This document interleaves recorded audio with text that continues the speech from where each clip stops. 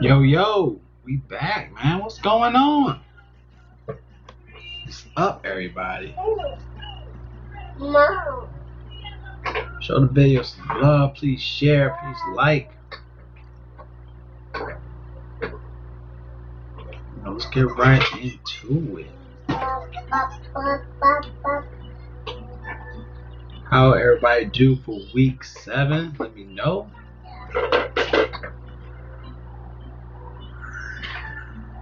You know how it went.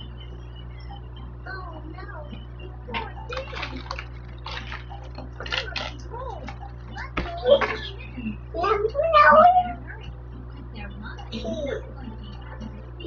you haven't already, man, please like, please share, please. You know, if you're just a subscriber, please subscribe. You know, but shout out to everybody, y'all. Like doing these live streams.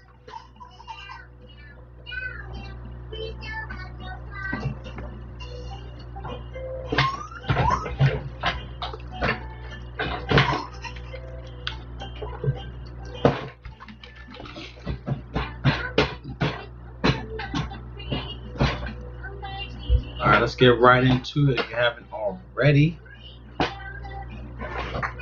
you go to the link in the description, sign up for Draft Dashboard Tools. You get access to my player pool. So if you want to, join, definitely check that out. It's only $1 up to 30 days, y'all. So it's pretty cheap, and you get a lot of tools. And you get it's easy value. It's easy ways just to pick apart value. So, but we're gonna get right into with each play. You see below me on the screen, we got the top plays per position, which I will go through each position, my field of a GPP, and also cash plays per position. All right, and then at the end, we will get right into the lineup construction. So definitely stay tuned with that, y'all. I do like to get right into depth. Things happen, especially being live. Have my daughter right with me. You know how it is. Have my daughter right with me. So might be times when she might want to pop her head out, say hi. Might be times when I have to stop. And you already know how it is being a dad. So, but shout out to everybody that's on, man. Please, if you want to, go ahead on the live chat, say what's up. How y'all doing? What are y'all value plays for week 8? Let me know. We get right into it with each spot. All right.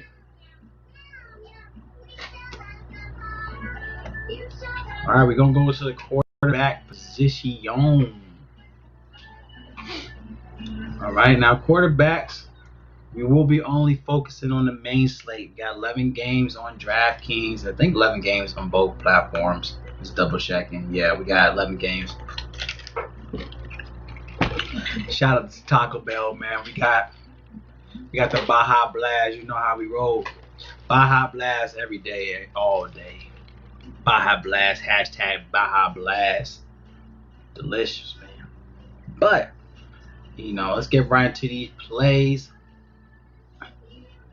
Probably been saying that like 20,000 times already, but let's get into it. Going with the first position. Going for the first person. Going to the quarterbacks. Alright, let me go ahead and get everything situated.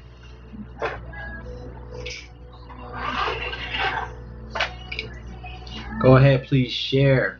We're live right now, y'all. Please share. Let them know we live.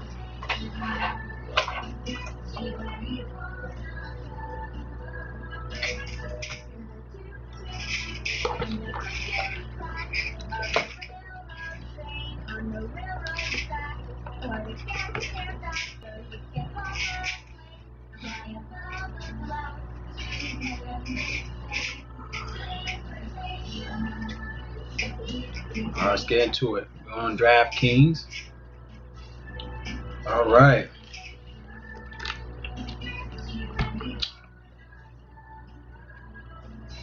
Let's go ahead and get the chart straight. Go to pass attack. funny when you see all this red on the pass attack. All right, first play, in my opinion, man, we want to go to my 49ers. Jimmy Garoppolo. All right. Now, Jimmy is not ideal. I mean, he's in a good spot against Seattle. All right. This is my Niners. You already know how I am with my Niners. All right. Now, he did have a 24 fantasy point game in week 6, if I'm not mistaken, against the Rams. Now, and that's a game with our division, you know, and the more so, the reason why I like this play for Jimmy Garoppolo is because the fact that, you know, this is the division game. He had 23.5 base points against the Rams, so it's not easy to do. We are, you know, depleted, you know, with Mostert out, and I think we're going with a rookie play in our running backs, but you know, this is a play where I feel like you can just plug in Jimmy Garoppolo. I'm not saying you have to go to the receivers because, honestly, he likes to throw everywhere. But in this play against Seattle, where it's the 31st against the position, and looking into the ranks, the 31st against the passing yards a game, 29th against yards, 32nd against pass attempts, 31st against pass completions a game. Now, 13th against passing touchdowns so far, but this is a play where if you want to go GPP with Jimmy Garoppolo, I only have 5,400. Something to consider here at this play.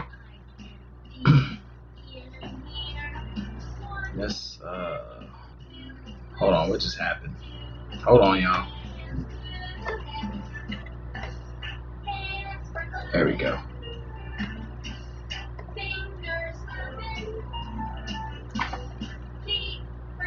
But no, looking at Seattle, like they allow 373 yards, passing yards a game, 1.8 passing touchdowns a game, 47.8 pass attempts a game. You know, this is something to look at. You know, 67.6 completion percentage, around 29.4 fantasy points when at home as well. So something to look at. Now, even last year, he had 13 and 12 in the past 2 games last year. That's the reason why I say this. To me, this is more of a GPP play. All right, we want to go this route. So let me go ahead and put them down.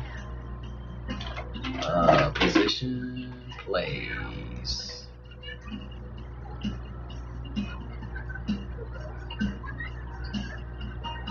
So I'll go ahead and say Jimmy G is a GPP only at this price tag, especially at this price tag.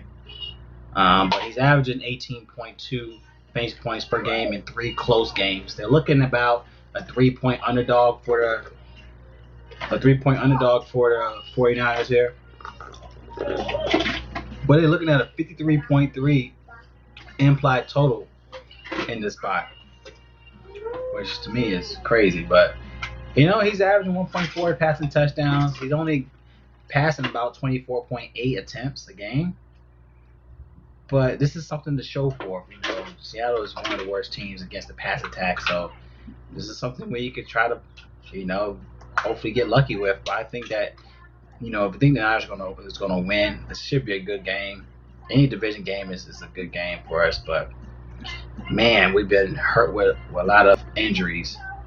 But he did win last go around against Seattle at Seattle. But he only had 12 fantasy points. Like I said, this is a tough spot, but I still want to let you know about a GPP that's available. All right, another spot we could consider. You know, we got Josh Allen. All right, now, Josh Allen, he is a cash play. He's 7K going against the Patriots. All right, now, one thing about the Patriots so far for the season, the Patriots have been allowing more fantasy points.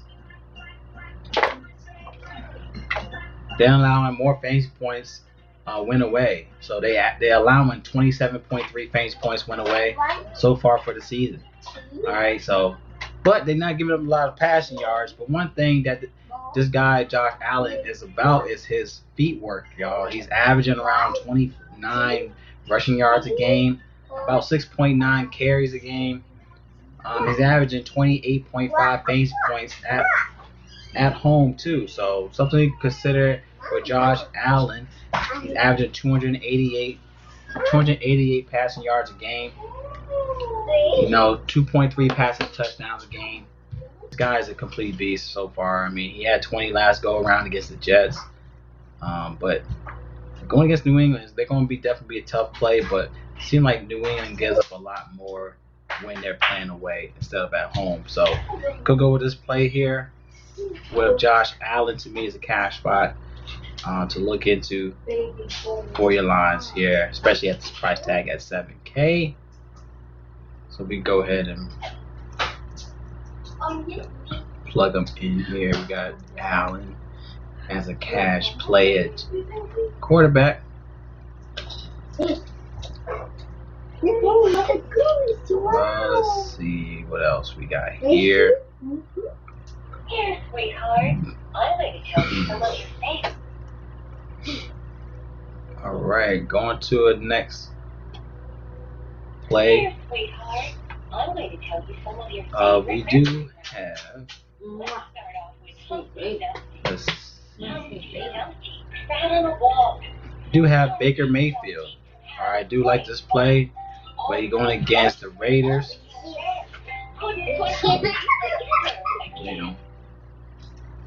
Boy. Now, hickory dickory dock. Move. Hickory dickory Watch out dock. your sister. The mouse ran up. Mother Goose is gonna get The you. clock struck one. Going against the Raiders. You want to take her? Let's take her get some meat. If she hungry. Yeah, she's Eating Wallaby, you hungry? You funny, baby.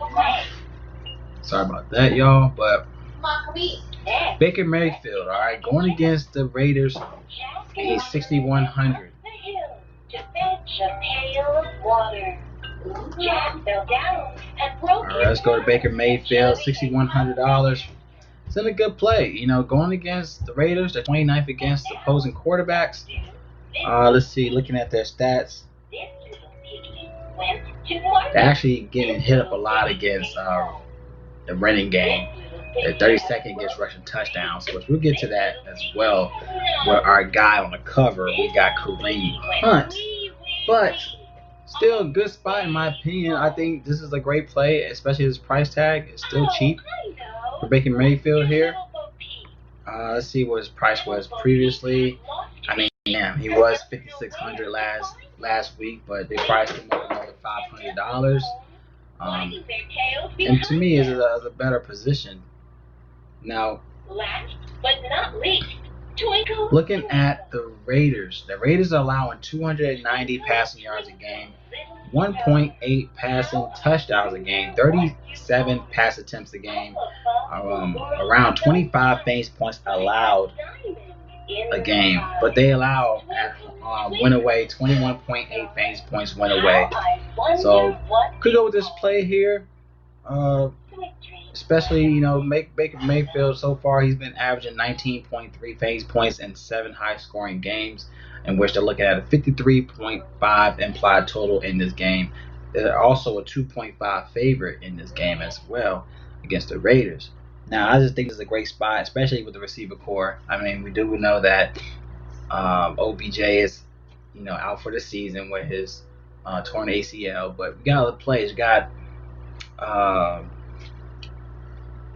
We have Kareem Hunt in the mix. We do have Higgins. That's another great value play in the bunch. We have Jarvis Landry is also a great play in the bunch. So Baker Mayfield still have the tools to do work.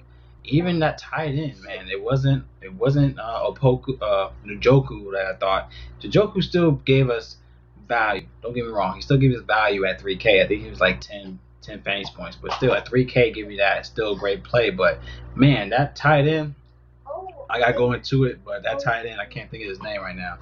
But boy, he went off. So we gotta look into these plays. But Baker Mayfield to me is a great GPP play. Now he's probably gonna be higher on, but at this price tag at 6,100, it's still like a lot. So I'm gonna go with Baker Mayfield, GPP, only because of his price tag. He can definitely give you a 20+ game here. He's just been showing out. So hopefully without the OBJ injury, it won't affect him as much. But, coming off that 30.8 fantasy point game and crazy fashion against the Bengals to win that game in the last, 11 seconds in the fourth quarter, to me is impressive. So gotta look at this play at 6,100, even though they raised it up $500. I mean, that's a still price at 5,600 last week, but still like the spot here for Baker at 61. Hundo. Olivia, go upstairs. Go upstairs. Mama wants you. Where's my one? Go upstairs. Mama wants you. This. Yo. You want to say hi to everybody before you go? I know. You want to say hi to everybody first? Mama wants you. Ba. Say hi, everybody. Look. Say hi. Boogie people. Mm-hmm. Is it? No. Go upstairs. Go upstairs. Go upstairs for Mama. Mama wants you. You want to stay with Dada? Oh shit. You want to stay with Dada? It's okay. Yeah. I know. But you gotta eat you gotta eat dinner. Sorry about that, y'all.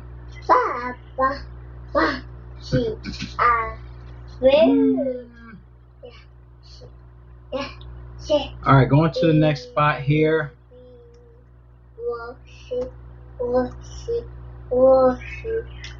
Next spot I want to look into will be on another game with Ryan Tannehill. Ryan Tannehill real quick. Now Ryan Tannehill on Draftkings 6,800 for this play. 6,800. I mean, to me, is a cash spot. $6,800. He's projected a 20.9 projection play going against the Bengals here. Now the Bengals, looking at what they do, they are 25th against the passing touchdowns a game that they allow. They're 28th in rushing yards. They're 28th against passing yards. 27th against yards in general. This could be a game that Tannehill could do work. I mean, man, we saw how A.J. Brown went off. We did talk about A.J. Brown. I mean, he was questionable at the time I made the video, but we already knew if he's playing, you got to load up on him. But Ryan Tannehill at this spot at 6,800 is still a great spot here, which I feel like is going to definitely be a cash play. He had 17 last go around against the Pittsburgh Steelers, but we know how he can do. Like, he had 27 against the Jacksonville Jaguars, 30 against the Bills. He had 34 against Houston. Going against Cincinnati is still a viable spot here. I mean, if you throw 30 against the Bills, Pittsburgh is still a tougher team, don't get me wrong, but the Bengals is kind of an easier spot here. So I feel like he can step it back up here. I mean, he had 230 fantasy point games. He's averaging 264 passing yards a game. And the Bengals are allowing 264 passing yards a game. They're also allowing 2.1 passing touchdowns a game, all right? And Ryan Tannehill is giving you 2.5 passing touchdowns. Olivia, put that down. Put that down. Make a lot of noise. Okay? Making a lot of noise. Put down. Give me those. Making a lot of noise. Give me that. Alright, sorry about that, y'all. But Ryan Tannehill, 24 fantasy points allowed a game. I mean, he's averaging a game, sorry. He is averaging 18 fantasy points when away. So in that sense, when he was away against, he played the Broncos away, that was 19. He played Minnesota. I mean, that should have been an easier game for him against Minnesota, but he only had 17 at Minnesota, and now he's playing Cincinnati at Cincinnati. So, that could maybe hinder his play. But the Bengals are allowing 21.6 fantasy points at home this year. So you could, like I said, Tannehill to me is a cash spot, 6,800. Definitely something to consider here. But man, AJ Brown and him. Also, you got Henry in the mix. It could be a nice little Titan stack here for this play. So let me go ahead and put. I think this is more of a cash spot for him, especially in his price tag.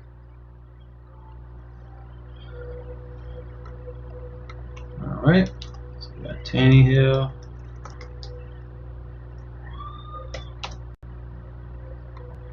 All right, next play.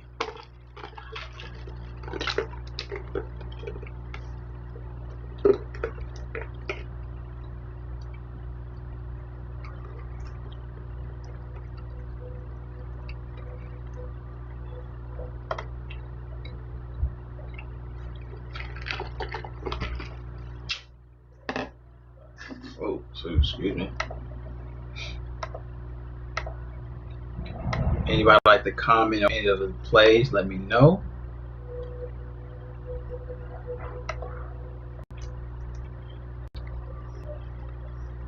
All right. Going to another play. I think it'd be a GPP play will be Cam Newton going against the Buffalo Bills. All right, let's look at Bills defense first of all against the pass attack.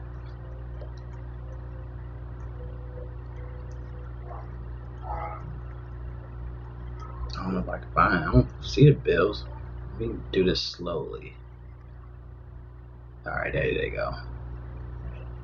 Well, the Bills, they're just middle against pass attack. They're a middle type of defense. 20th against passing yards, 17th against pass attempts, 20th against pass completions, 25th against rushing yards, 20th against passing touchdowns. Now, Cam Newton, to me, this is definitely a bounce back play. He only had 3 fantasy points last go around against my 49ers. That was a good game. I was really stoked the way we won. He had 3 interceptions that game, which was crazy. But 5,700 for Cam Newton and a bounce back play. He did have 20 fantasy points against Denver. He had 39 fantasy points against Seattle in week 2. Like, we can't overlook those plays. He had 26 against Miami in week 1. I mean, this is definitely was a regression play last week where he could bounce back against the Bills. And like I said, we talked about the Bills with Tannehill. Tannehill go off against the Bills. Then Cam Newton could get it done. I mean, 5,700 for Cam Newton. The Bills, they do allow 245 passing yards a game, 1.7 passing touchdowns a game, but they do give up 68.5 completion percentage to opposing quarterbacks. And they give up 17.1 rushing yards a game. And Cam Newton, he's averaging 48.8 rushing yards a game. Cam Newton is in play. They are allowing 21.4 fantasy points at home so far for the year, but they still giving up 21.2 allowed for the season. So Cam Newton, to me, at 5,700 is still a viable play at 5,700. So, what's up, Dudley Cassie? What's up, man? The chalk this week is Carr. Yes. Sorry about that. I'm just getting back on the chat. Yes, Dudley, my man.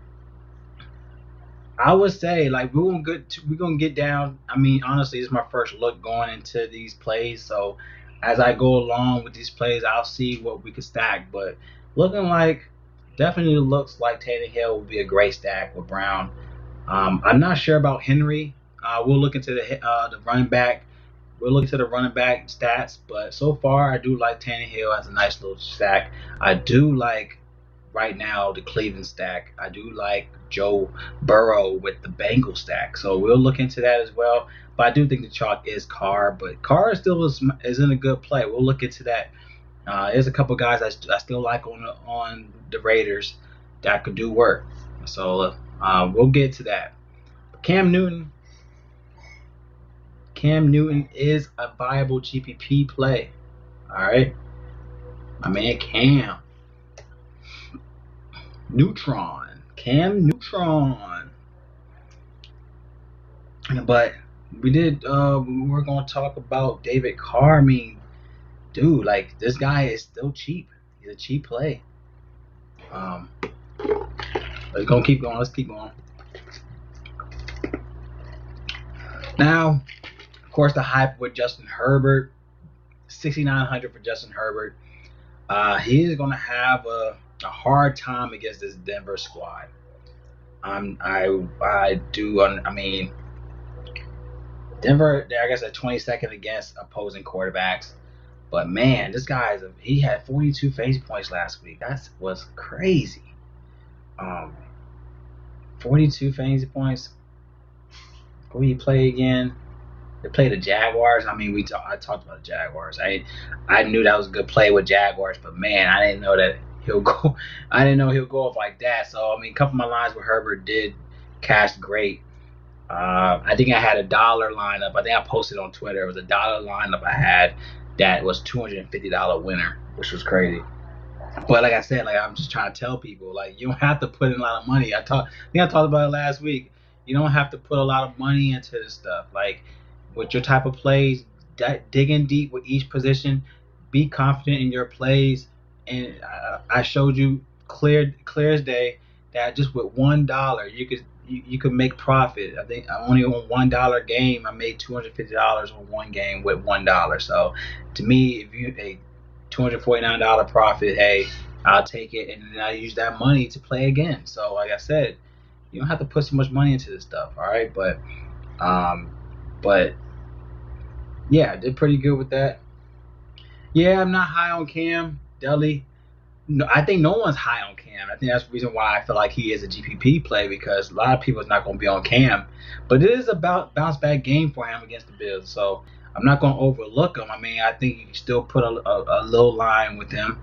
Put a line with him. I mean, if you need value in quarterback, I think Cam Newton is one of those plays where he could beat you on his feet and give you upside with his price tag. I mean, you can't overlook his price tag. That's one thing you can't do. But getting back to Herbert, he's in a tougher spot here against the Broncos. Now the Broncos, they do allow 245 passing yards a game, 36 pass attempts a game.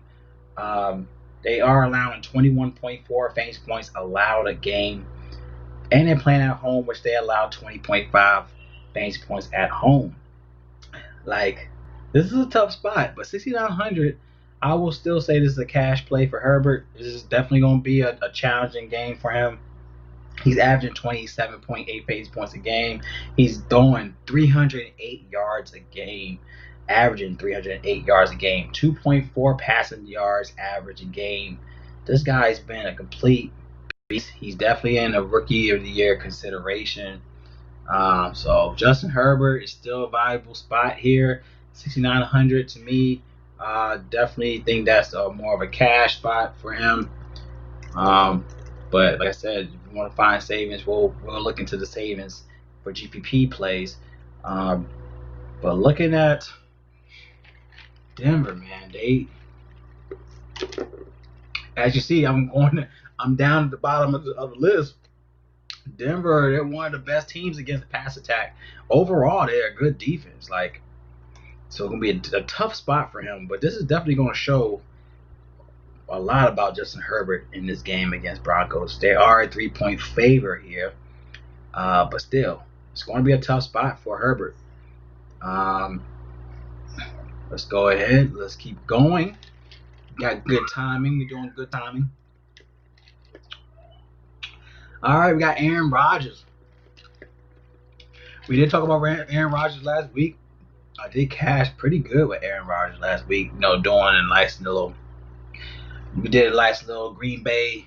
I did a Green Bay stack. A little one. I did an Adams, Rodgers, Jamal Williams stack. We did pretty damn good. If ask me. But they are considering right now that wind will be a factor in this game. They're talking about a 26 miles per hour winds at game time. Now, that might make a lot of people fade Aaron Rodgers. They might look at going at the running game here. I mean, but thing is, Love Joe Burrow. Justin take, but Keenan Allen is balling. Yes, I just like I said, I think at this price tag for Herbert, he is a cash play. Like at the end of the day, he's still a cash play. But you can play him. Like I'm not saying not to play him. Obviously, these top plays I'm putting per position is because I like the plays. So the people I do like, I'm putting where they at on the chart. Like if you want to play GPPs, those are the guys I like at GPP. If you like to play cash, those guys that I put so far down are the plays I like at cash. Like I said, Joe Burrow will be another good spot. I'll get to him soon. But Aaron Rodgers is in a good play against the Vikings out of all teams. But man, when I found out the news with the wind situation, 26 miles per hour winds could be an issue here. To where, I mean, he's in a good spot. But man, I mean, last go around that he played Minnesota. Was it week 1? What was it? Was it week 1? Yeah, he had 33 fantasy points, 33.8 fantasy points against the Vikings, and was that week 1? So, Aaron Rodgers is definitely in play here at 7K. Cash play, yes, but man, knowing the win situation with the Green Bay and Vikings game, definitely might put push people away from this game. Minnesota, they allow 297 passing yards a game. What else they allow? They allow 2.3 passing touchdowns a game. He had 4 touchdowns against Minnesota in week 1, and they allowed 24.4 fantasy points allowed a game to the quarterbacks. Aaron Rodgers obviously is a great play here, but man, I think the win will be an issue, but he could throw those little screen passes and make touchdowns. Who knows? But this is definitely a game to have caution on this game is what I'm trying to say. Be cautious about this game. Now Rodgers, but I will say win factor. So I will put that in as a note. I like Rodgers as cash play, but it is a win factor in this game. Which they saying so far 26 miles per hour. Alright, so I'll put that in my notes so I will remember that. And for y'all, if y'all whoever comes on the video late, they can see my notes. So as you can see below my camera of what I'm looking at. Alright. Let's get some more plays. We did talk about Joe Burrow. We'll talk about Joe Burrow, but I love Joe Burrow. He dominated last go around. I did stack up a good Cincinnati stack. And then we found out the news with Mixon. It was a good stack, and Tyler Boyd went off. Oh man, I had a good line with that. So we did pretty good on that. Alright, let's go to Joe Burrow. One thing about Tennessee, they actually play better. They actually played better win away so far. Joe Burrow is averaging 289 passing yards a game, but he's only throwing 1.3 passing touchdowns a game. But that doesn't mean nothing because he threw 3 touchdowns against the Browns last week. He did well against the Browns both times. He had 3 passing touchdowns in week 2 against the Browns. He had 3 touchdowns against the Browns in week 7. He had tough games. Don't get me wrong. He had some tough games this year. Other than Philly and Jacksonville, but that game was a tie, which is stupid. But he had to go against the Ravens. He had to go against the Chargers. He had to go against the Colts. Even with the Colts, that's impressive. He had 21 fantasy points against the Colts. That is impressive. The Colts defense is a beast defense. He even had a rushing touchdown against the Colts. He's averaging 25 fantasy points at home so far for the season. It's a good play. He's averaging 41 pass attempts, and the Titans are allowing 66.2 completion percentage a game, 2.5 passing touchdowns a game. So this is still a good spot for Joe Burrow. I'm not sure. I think Mixon. I'm gonna look into that. I think Mixon's still out, but he has a great team. He has a great squad around him. Like I said, this is going to be a great play. We'll look into the receivers, but you can still have a nice little stack with Bengals this week again. To where 6,200 for Joe Burrow after he just gave you a 39 fantasy point game is still in play. What's up, my man Mark? What's good, bro? I appreciate you, man, coming into the chat. But yo, great spot here. Great spot here for Joe Burrow. All right, so I'll definitely have him as, to me, a GPP play. $6,200 for Burrow. Still a valuable play, in my opinion.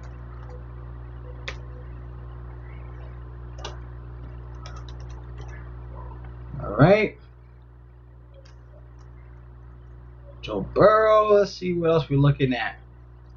Another good play is Nick Foles. Like, we're not gonna overlook Nick Foles. He had a bad game last week, but he went against the Rams at all teams. Now you're going against the Saints. All right, you're going against the Saints this week. This is a good spot for Nick Foles. All right, it's a bounce back game for Nick Foles at 5,800 for Nick Foles.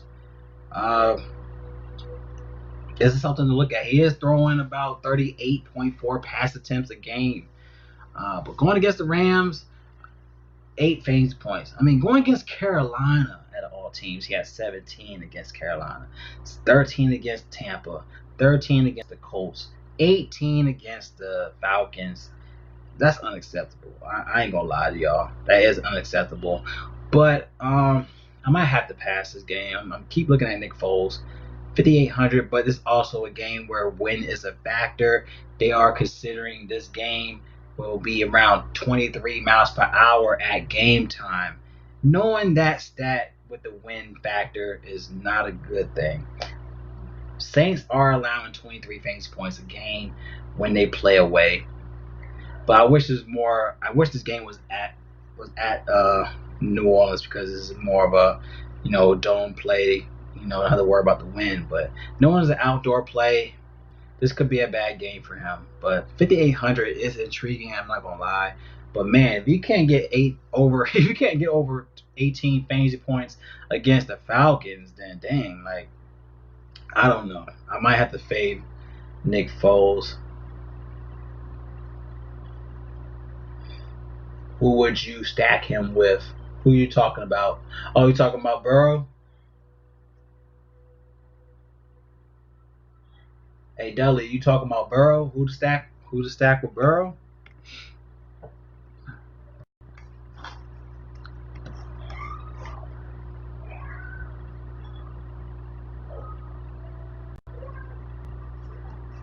Thursday night going to be fast paced. Oh, I'm gonna love Thursday. I like Thursday night football. If you haven't watched my Thursday night football video, definitely check that out. But I appreciate the love, everybody. Honestly, I do like the love, man. Appreciate y'all. If you haven't already, if you're new, please subscribe. Please share the video on your social platform. Please share the video. YouTube is my preferred thing. Not YouTube. Twitter is my preferred thing. But yeah. But yeah, let me know, Dudley, what you're talking about. Who to stack? If you're talking about Cincinnati, let me know. Oh, you talking about, okay, definitely. Yeah. Yeah, definitely want to stack them up with stack Burrow. Let me see real quick. Stack him with Boyd. Boyd's a good stack. Stack him with T. Higgins. We'll talk about T. Higgins. He's definitely going to be in play at $5,600. I think he's a great play. Of course, AJ Green's a good play. AJ Green's coming back. He's just been impressive at his price tag, and I'm shocked that he's still too cheap. AJ Green is definitely in play. I mean, $4,500 is still too cheap for him. I mean, He gave you 15 last week. He gave you 18 in 2 weeks. So he's giving you great value at 4K range. Like, can't go wrong with that. Honestly, I'll stack the whole. You got T. Higgins. T. Higgins gave you 19 and 22 in the last 2 games. You got Tyler Boyd doing work. You know, you can stack all 3 guys, honestly. I ain't gonna lie to y'all. But let's get right into it, y'all. Let's get right into these plays. Let's get back into it. Anybody else y'all like here? Let me know. Of course, you like Mahomes. I think Mahomes against the Jets, to me, is still a cash play. I'm not paying $8,100 for Mahomes. I'm not gonna do it. So I'm not gonna put him in my video. So he's obviously a cash play at $8,100. Like, but I don't think you have to play him. You don't have to play him.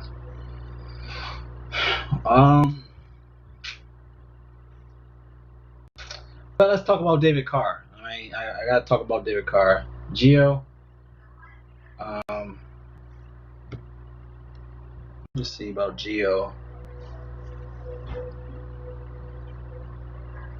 We gotta look about the status with Joe Mixon. He's questionable. So, yeah, Joe Mixon right now is questionable. So we gotta keep tabs on what he's gonna do. But still, Joe Mixon, if he comes back, it's still a great spot. I mean, they're going against a team that's 22nd against running backs. Joe Mixon will definitely be in play. But that could also hurt. That could also hurt the team too. Like, that could also hurt the team because, I mean, he's real involved in the offense. So we'll look into that. Baker. Yeah, I talked about Baker. I already talked about Baker. Baker's in my GPP line, so I have him in there. You can see it below me. If you haven't catch what I had said already, you'll see my plays below my camera. So you'll see that he's in the GPP section. So I like Mayfield. I like to stack. I like to stack him with Cleveland. Cleveland's a good stack with him. So Kelsey, we'll talk about him, but we're not to Titans yet, so I'm not gonna talk about him right now. I want to keep things in order right now, y'all. All right, let's get into David Carr. All right, David Carr is still a good play. Like, he is chalky, don't get me wrong, but going against the Browns, they still give up a lot against the quarterbacks. David Carr at $5,500 is still a good spot. $5,500, y'all. It's not a bad look for David Carr. Yes, he'd be chalky, but it's still a great play. The Browns is not a good team. But this is a win factor. Like, I gotta go back into this, okay? Like, this win issue, I guess I didn't know about this. Talking about Mayfield, but win is a factor in this game. They're talking about 25 miles per hour in this game. Raiders game. So I'll go ahead. Let me put that in my notes, y'all. Let me put that in my notes so I can remember this. Hold on. Let me put it in the notes. I'm gonna put Mayfield / Carr, but I'm gonna put here just to let y'all know win factor. Win factor in this game is 25 miles per hour win. So we gotta keep in mind that this game it could be bad. It could be a bad game. I'll say this. Don't put all your money on this game. I'll say sprinkle a stack in this game. Because if win is a factor, then definitely you want to look at the running game. All right, and one guy I'm talking about, I'm just saying Carr is still a good spot. Don't get me wrong, but the win factor is in play. All right, to where you might have to look into the running game in a win type of situation. But one thing about the Browns, they're actually pretty good at home so far this year. They're only averaging 16.5 fantasy points at home. They're averaging 24 fantasy points allowed for the season, but at home they're averaging only 16.5 at home. That's something to consider. But they're allowing 306 passing yards a game, 2.3 passing yards a game, 40 pass attempts a game. David Carr is giving you 35 pass attempts a game. He's giving you 2.2 touchdowns a game, 287 8.3 passing yards a game. 72% completion percentage from David Carr. Like, this is not a bad play for David Carr. Like, this is a good play, but the win issue is definitely in play. So I'll just say, have a couple plays with David Carr, have a couple plays with Mayfield. I'm not saying put all your money into this game. That's what I'm gonna say. If I'm gonna say anything, don't put all your money on this game, because win could definitely be an issue with the pass attack, especially when you try to throw deep, and and a lot of interceptions could be an issue. If they throw one way, but if the wind carry it to, ain't gonna be able to throw far. So he might. These are the type of games where they might have to throw 10 yards in and out, maybe 10-yard gains just to keep the ball rolling. But 5,500 is still a good play, y'all. I mean, the Browns is not a good defense, but don't get me wrong. Like, they give up 306 yards a game to quarterbacks. This is a great play for Derek Carr. But it could definitely throw the passing game off. That's one thing. So he's definitely going to be a chalky game. That's the reason why I say don't put all your money on this game. Now, if you want to do cash, games, maybe, but I wouldn't. If I'm saying GPP for this game, I wouldn't put all my money on this game if it's GPP. That's one thing I'm not going to say. I'm not going to do that to y'all. I'm going to keep it 100.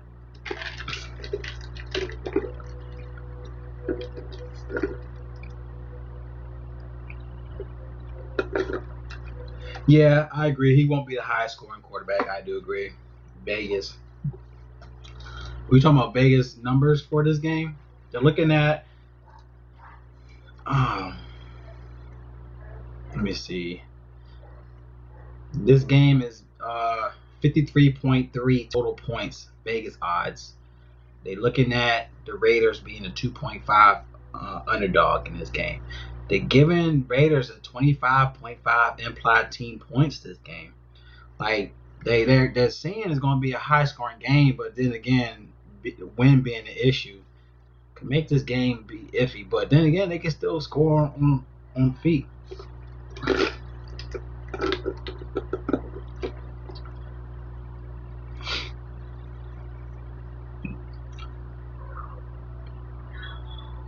Vegas. What you mean? I'm trying to figure out what you mean, Mark. No Raiders.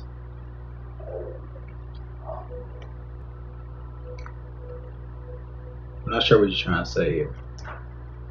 You talking about Vegas odds for the Raiders?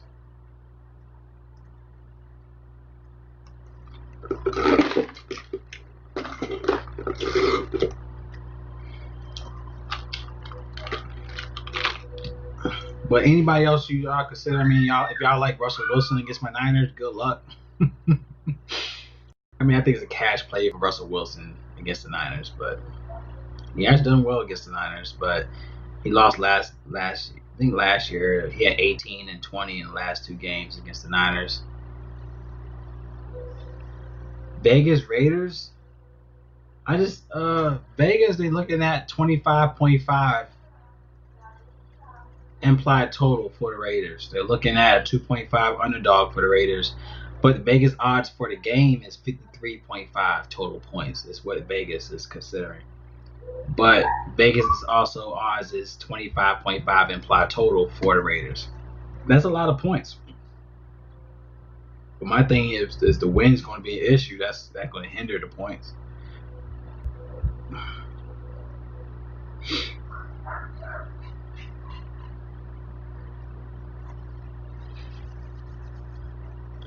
A Yuck or a Bell for flex. I definitely like a Yuck for flex.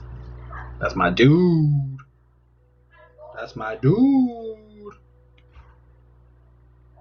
For Steven, a Yuck is my guy. I'm going to have him. If you want to play him, I think he's a good flex play. All right, let's get into the running backs, y'all. I think I'm done with the quarterbacks. If y'all have any other information, any other feedback on the quarterbacks, let me know in the chat. But I think I'm done with the quarterbacks. And I like the fact that I got this out. I actually did this in a fast amount of time, too. I'm glad about that. All right, we went through the quarterbacks pretty good. I like that. All right. Okay, so I'm going to go to the injury list. For running backs, we'll talk about Cincinnati. We got Mixon. Mixon right now is questionable. All right. So I'm going to put that there. He is questionable right now because that is key for this, especially if you're looking at Gio. A lot of people think it's talking about Gio, but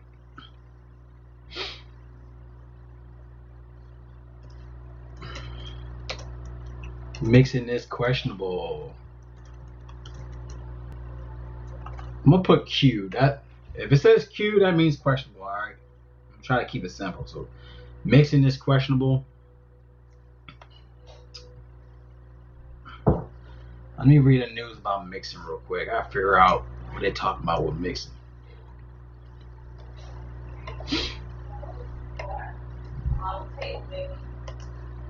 All right, let me look at the rushing yards for defense. Let's look into that. Ooh, got a lot of red. We got a lot of red for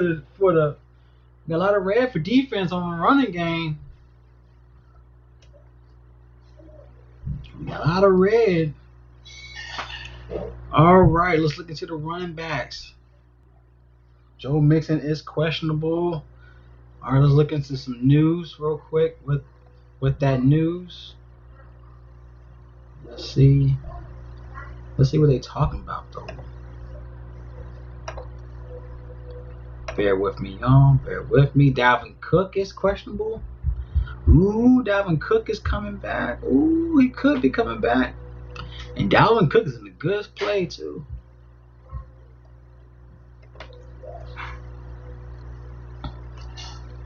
All right, let me find Joe Mixon real quick and read his news. Let me see if he got in some practice. Let me see.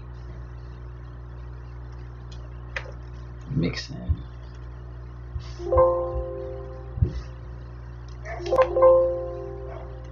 It's not popping up. That's weird. Why is he not popping up? Mixon. I guess they have him out right now. Let me try to figure out something real quick. Let me see his injury status. Joe Mixon injury. Let's go to Roto World real quick. See about some Mixon.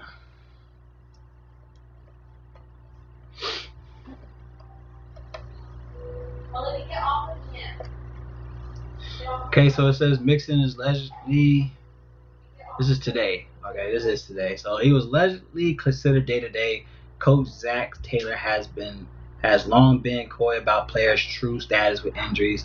We will need to see Mixon practice before even thinking he'll be able to play. Giovanni Bernard will be a borderline running back 1 or 2, however long Mixon is sidelined. They host the Titans week 8. So he's day-to-day injured right now. So we gotta get more status, more updates than that, but it seems like he ain't practicing yet. So far right now, I guess we just look at Bernard right now. Alright, let's see. Are the Chiefs gonna let Bell ram it down the Jets' throat for a revenge? Steven, that's a good point. Like I forgot about the Jets stuff, but that's the thing about the Chiefs, man. Knowing his situation, they're more likely gonna give the ball to Bell at maybe a goal line play, just to sting it a little bit. I would say if you want to play Bell for flex, go ahead. Like the Chiefs have nothing to. I mean, like that's the thing too. The Chiefs have nothing to worry about in this game. They could just play whoever and toy with them in this game. I definitely could see I could definitely see the Chiefs using Bell in certain situations just to make them feel bad. You know what I mean? I will say you could play Bell at flex. I think I'd rather play Bell. If you're gonna play either or, I think you can play Bell for flex because obviously they're gonna make it look bad for the Jets, by using their former player, high end player, So that's a good stat to say right there. Chiefs gonna let definitely. The Chiefs are known to do some stuff like that. They they have nothing to lose in this game. They know they're gonna win the game. Why not throw him in a couple plays to get a touchdown, just to make him look bad? You know what I mean? So yeah, go for Bell. I think Bell's a good play. Are you paying up for running back? Dudley, Hollywood. What's up, G? Hollywood said Bernard. Yes. So far right now, Bernard is the guy right now. So of course, if you want to get some savings with Bernard, go ahead. I think Bernard is still a cheap. He's still a cheap play. Yeah, he's $5,800. He's $5,800 for Giovanni, but guess the Titans. I don't know.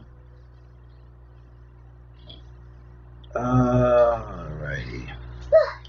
I do like Dalvin Cook if he plays, man. I love Dalvin Cook. But I'm gonna pay up. I think I'd rather pay up for Dalvin Cook than Henry. Only because, like we talked about with the win factor for that game, for the Packers game. Was it Packers? Yeah, Packers game. If it's a win is gonna be an issue, then definitely Dalvin Cook will ball out. Cheaper than Murray. Hollywood, we said cheaper than Murray.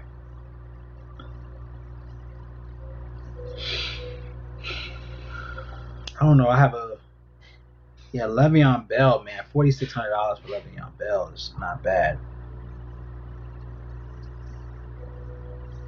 Latavius Murray, that's what you're saying? You talking about Latavius? But anyways,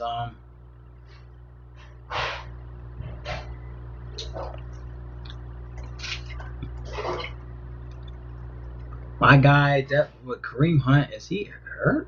He's questionable? Let me look at the news for Kareem Hunt. He can't be. He should be straight. He's questionable. Okay, Kareem Hunt was limited again in practice today.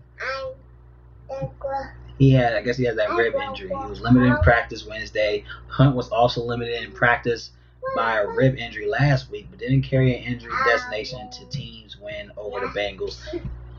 His practice participation seems to follow a similar pattern this week, but bearing a setback.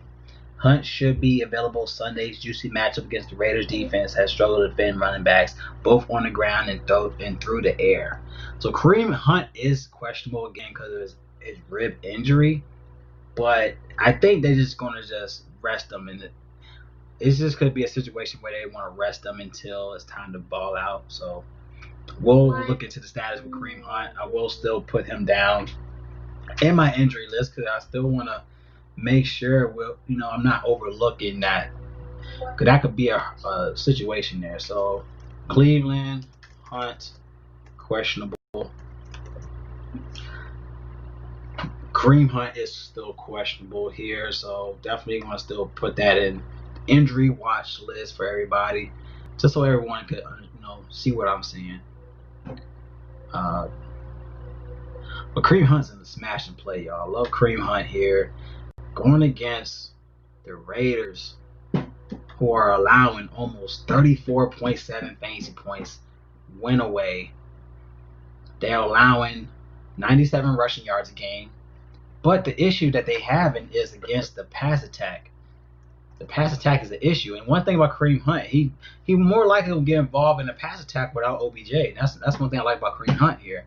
I mean, going against the Bengals, he had 4 targets. He had 3 receptions that game, 26 yards in receiving yards. But this is a situation where, without OBJ, it opens a lot more targets for him. So Kareem Hunt still a viable play, in which Raiders, they allow 1.3 touchdowns a game to the running backs.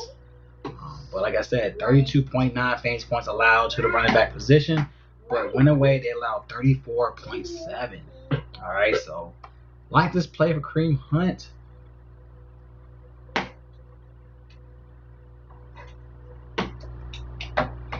Revenge game for Bell and Melvin Gordon. Oh, I'm sorry. You're talking about Jamal. You talking about Jamal Williams? What were you saying? You said Jamal Murray. He a Denver Nugget guard. Talking about Jamal Williams? Yeah, revenge game for Bell. Bell's definitely in play. Like $4,600 for Bell is definitely something to look at, y'all. I mean, they gonna let him shine. Don't get me wrong. They gonna let Bell shine.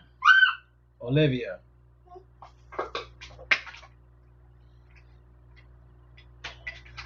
They're definitely gonna let him shine, y'all. So definitely gonna get some Bell in your lineups. Position, but then again, Bell will definitely be.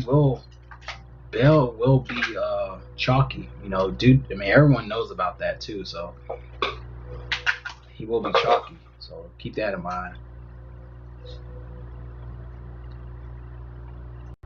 Position plays.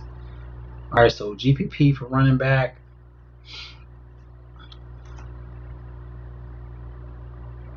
I mean, GPP for running back will be Bell. I mean, first price tag. Bell will definitely be a GPP play.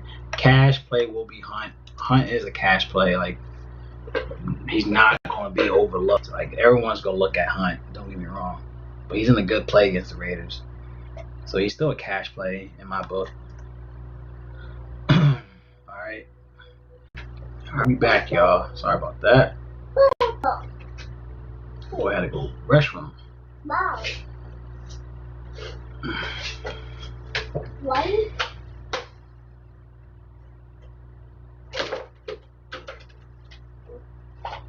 It's all good. Hollywood. Let me look into. I'll look into that game. See something real quick, but Kareem Hunt's in a good play.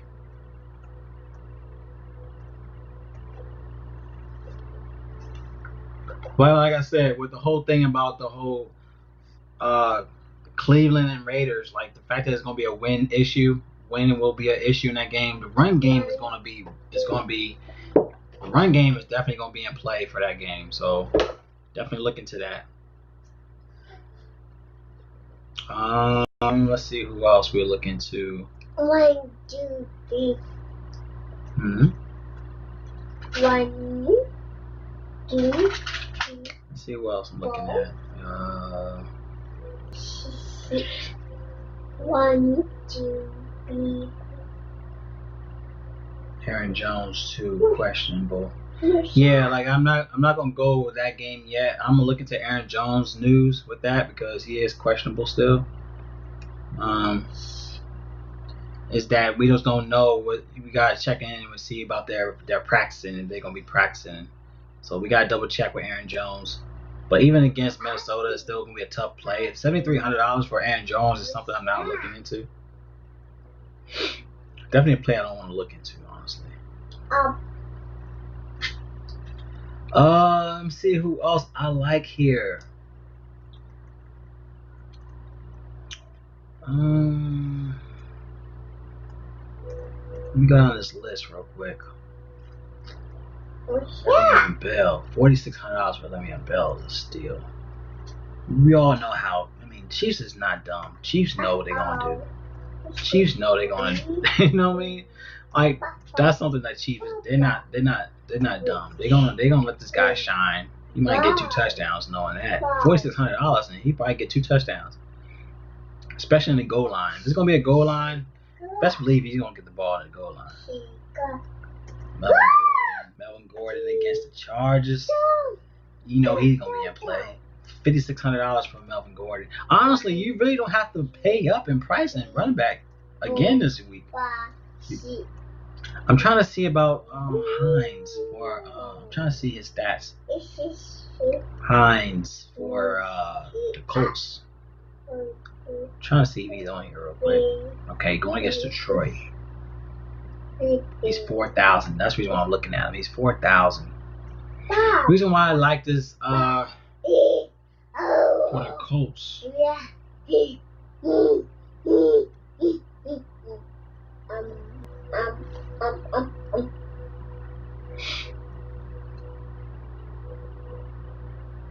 Hold on, man. I'm on my camera.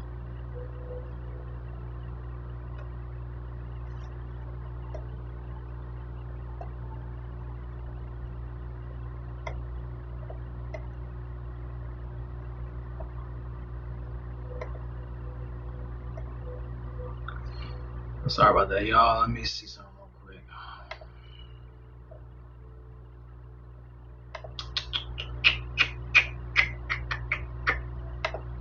Okay, sorry about that, y'all. Okay, so looking into the Colts against Detroit. Detroit is allowing a lot against running backs. Detroit is allowing 117 rushing yards a game, 24 attempts, 1.2 touchdowns a game to running backs, 30.9 fantasy points allowed to running backs, but 31.6 win at home. So that's why I'm looking at the Naheem Hines. I mean, he has the running back 2 spot, but he's been getting targeted. He's been averaging 3.8 receptions a game. I guess he's more so a play. I guess he's more so a play in the pass attack. But he is more effective at the red zone. He got 3 red zone targets, 1 catch in the red zone, 5 carries in the red zone so far. But I do like Jonathan Taylor, I guess. We could look at Jonathan Taylor here. You know, Jonathan Taylor, I mean, he's $6,600. He had 15 and 16 in the last 2 games. He had 15 against Cleveland with a touchdown with 12 carries. But that's the thing about him. He's not getting as much carries. He's only averaging 14.8 carries a game. The biggest game he had was against the Vikings. He had 22 against the Vikings, but he had 26 carries at that time. But it looked like they're trying to share the carries. I don't understand. That's why it's not like a big play for Jonathan Taylor. But Detroit is allowing a lot of fantasy points against the run attack. Jonathan Taylor is still in play.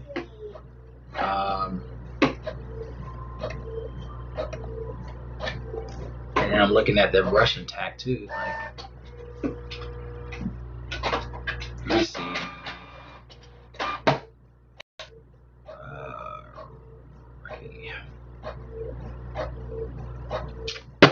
Stop it, Olivia.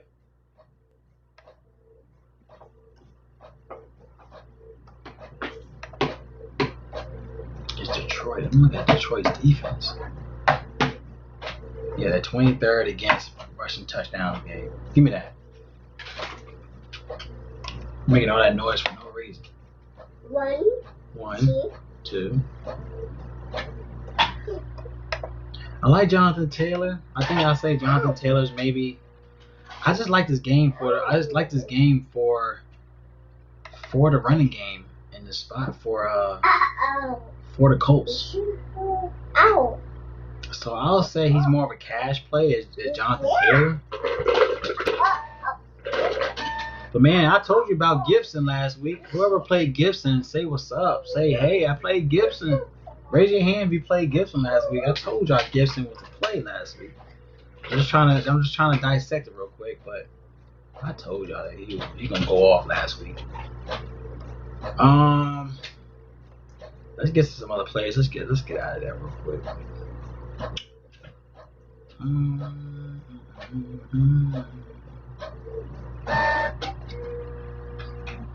Okay, another play here. We got David Montgomery once again.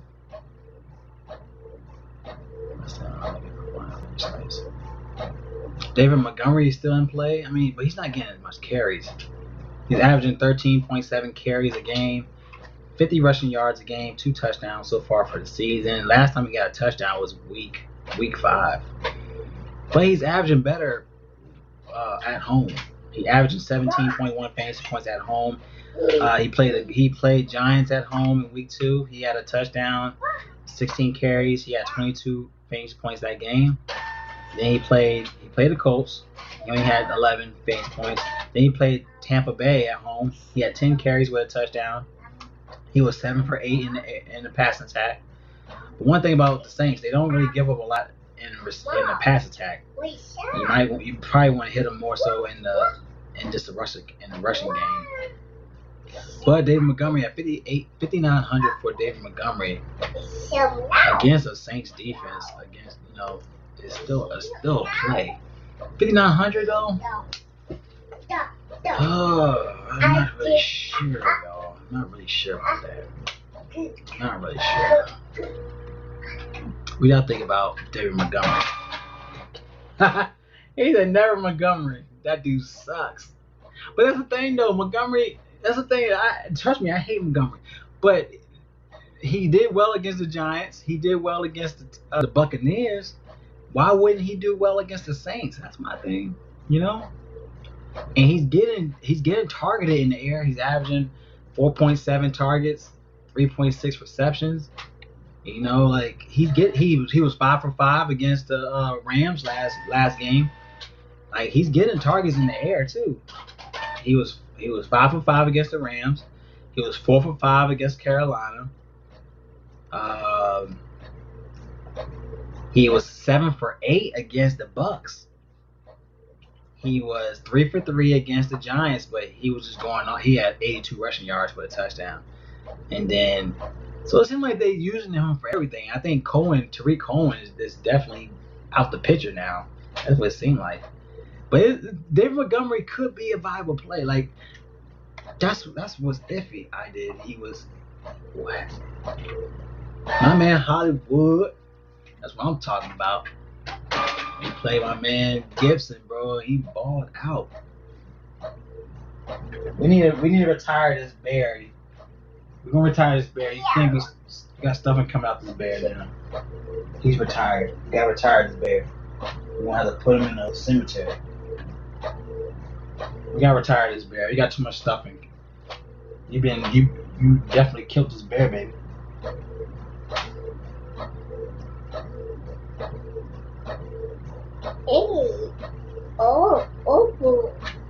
She did want to be told. Good grief.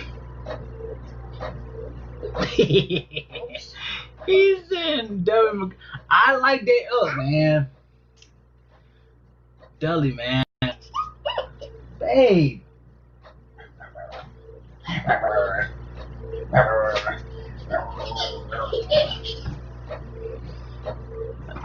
I'm sorry, bro. I like David. I hate David. Don't get me wrong. I hate David Montgomery, but he might ball out. That's what I'm saying. Against the Saints, he could do work, yo. Like, I'm gonna put him in there, man. I'm gonna put David Montgomery in my GPP because I'd rather say, you know what? I told y'all so with Montgomery. I have a gut feeling about Montgomery against the Saints. Like, I think that with the whole thing with Nick Foles might have to trust Montgomery in the pass, and I think Nick Foles has to trust Montgomery in this game to try to get a W in this game. Even though I think they're gonna lose, I think Foles has to trust Montgomery in this game. That's the reason why I like Montgomery. So I'm gonna say Montgomery will be a GPP play because he's likely to be overlooked, just like everyone right now is probably telling me, Melo, what the hell is wrong with you, bro? But yo, let's see. Deli, your message was held for review, so I have to make sure. There we go. This guy had Carolina, did nothing. He had Atlanta, dead shit. You right, bro. You right. You're right. So, reason why, this is what I'm saying. So, one thing about David Montgomery so far for the year, if you want to go with the home versus away stats, he's averaging 13.2 fantasy points for the season. But so far, when he plays at home, he's averaging 17.1 fantasy points. Like I said, he played at home against the Giants. He had 22 fantasy points against the Giants in week 2. He played Buccaneers in week 5? Yeah, played Buccaneers in week 5. That's at home. He had 19 fantasy points against Tampa at home. He played Carolina away. He played Atlanta away. Don't get me wrong. He should have balled out, especially against Carolina. He should have won off. I had David Montgomery against Carolina. I thought he was going to do good against Carolina. But one thing about the Saints, they give up more at home. They give up more when away. The Saints are giving up 30.3 fantasy points to running backs win away. This is a game, and then also this is a game where win is a factor. We talked about the win factor to where the wind is at 23 miles per hour in this game. So let me put that in the stats. Burn money, bro. I'm not with you. I'm just saying, man. This is a game where the running game is in play, bro. Like, I trust me. I don't like David Montgomery.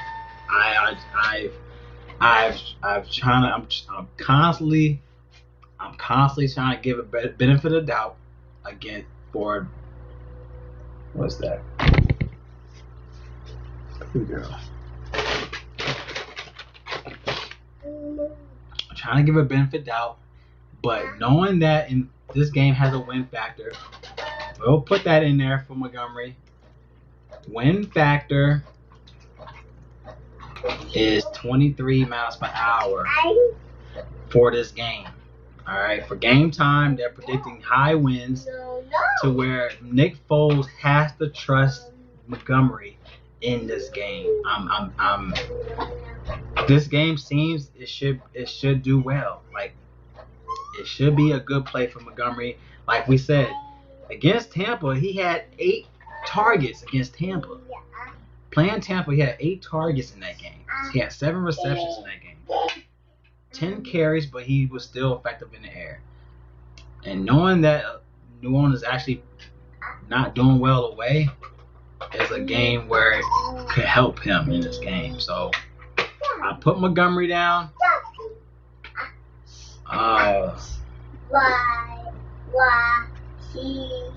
It's a win factor game. Okay, that's the reason why I'm saying that. I'm gonna put the win factor on there, so people that want to go back on why I like Montgomery is because there's a win factor in this game.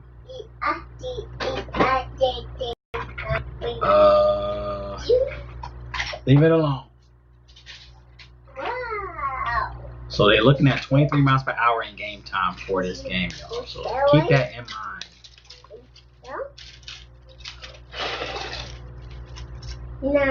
You blow. Blow. Blow. Blow.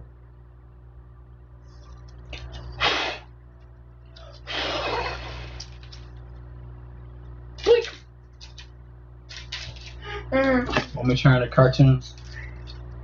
Alright, let me put some more cartoons on here for you. Give me some cartoons. You're playing with that too much. There you go. Watch some cartoons. Alright, sorry about that, y'all. I'm trying to stay focused. My daughter, she wants my attention, so sorry about that, y'all. Alright, now going back to the game with Cincinnati and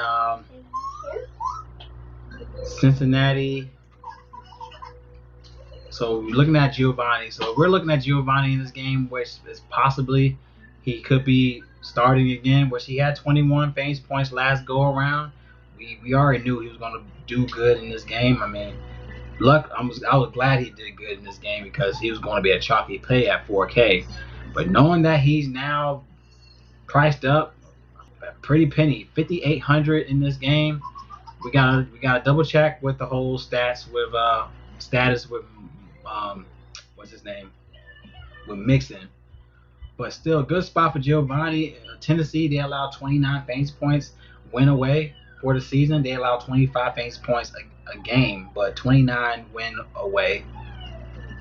They allow 109.5 rushing yards a game, 22 rush attempts a game. So Giovanni is definitely going to be a cash play in my opinion. 5,800.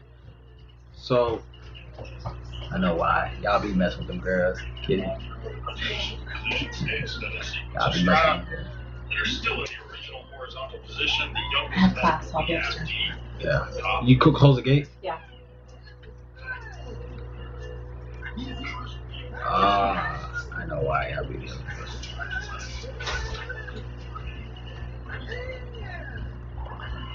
Yeah, me messing with them girls is long gone, G. As you can see. As you can see. They gotta leave them girls alone, man. All right, let me put Giovanni. To me, Giovanni is going to be a cash play.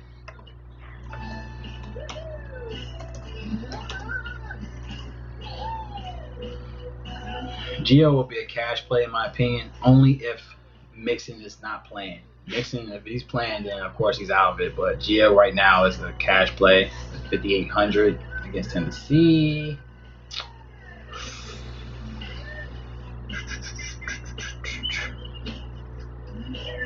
Let's see what else we're looking at. Okay, now Dalvin Cook. We gotta look into Dalvin Cook. I gotta figure out his status right now. So Dalvin Cook, he is questionable for week 8, but let's see his status for his injuries. He limited practice today. He was practicing in a limited capacity Wednesday. Coach Mike Zimmer noted earlier Wednesday that Cook was expected to practice but wouldn't reveal whether his practice reps would be capped, even though if they were to start week 8 prep. Zimmer believes the running back will return Sunday at Green Bay. Still, Cook's status bears watching as the week goes to make sure he's trending in the right direction. All right, but nonetheless, if he's playing, gotta look at Dalvin Cook. All right, Dalvin Cook, when he plays, he balls out. He balled out against Tennessee. He had 30 fantasy points against Tennessee, 32 against the Texans, 22 against Green Bay in week 1, and now he's playing at Green Bay, which he averaging 22.9 fantasy points went away so far for the season, in which he had 20 against Seattle away, he had 17 against the Colts away, but he had 32 fantasy points at Houston away. But that shouldn't matter because I feel like he's in a good spot if he plays. Green Bay is allowing 34.5 fantasy points allowed against the running back position, but 28.1 when at home. They do give up 94 rushing yards a game, 20 rush attempts a game. But the problem is they allow 7.2 receptions a game to the running spot, 1.2 touchdowns a game. So to attack the Packers, you have to have a guy that's he could attack in the passing game. Now I'm looking at him against Tennessee.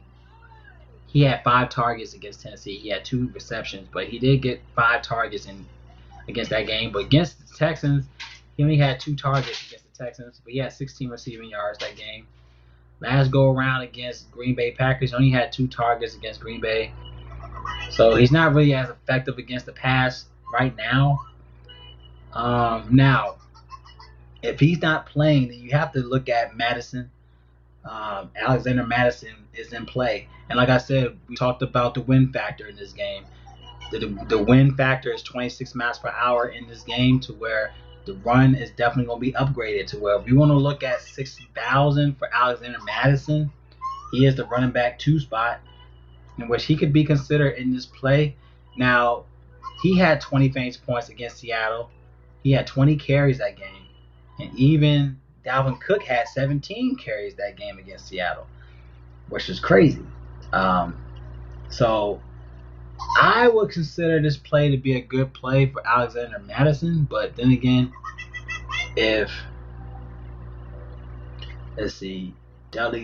Red drives me insane. Kamara or Henry, which chalk will bust? Was he injured? We talking about Dalvin Cook was injured, yes.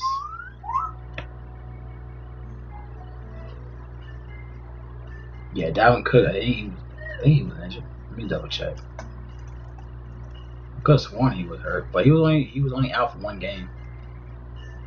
Well, he was only out for week 6, and they had a bye week 7, right? If I'm not mistaken. Yeah, they had a bye week last week, so. But yeah, Dalvin Cook was hurt. I could have sworn. Yeah, he had a groin injury. And that's nothing to play with, man. You got a groin injury. You can't play with that, y'all. Kamara and Henry, which chalk will bust? Oh. Henry And that's the thing about Henry. One thing about Henry, I thought he was going to pause. But I thought he was going to not play well. Derrick Henry, I thought he wasn't going to play well against, was it the Bills? I mean, he only had 19 against the Bills. Kamara is in play. Like, that's the thing. I think if anybody will be Henry, because Alvin Kamara is definitely needed in this game. But $8,200 for Alvin Kamara, like, against this is a tough defense. Like, it's still a tough defense for Kamara here. For $8,200, I think Kamara is definitely not. I wouldn't. It's hard not to play him because he's everywhere. We have to see if will Michael Thomas play, because that could be an issue. But the thing about this game, about the Saints game, is that it's going to be a win factor in this game. Like, the win is going to be high wins in this game to where you have to look into the running game. But the Bengals game, you don't really need the running game. So Kamara is definitely in play because of the win factor. So I'll say Henry, but I wouldn't play. I wouldn't play neither. I'm not gonna play either. I feel like you could pay low in this play. Like, if Cook play, if Cook is out, if Cook is playing, I'm playing Cook as a pivot. I'd rather play Cook. All right, let me put Cook in here. He's questionable, so let me go ahead and put Vikings. Oh, Minnesota. Cook is questionable.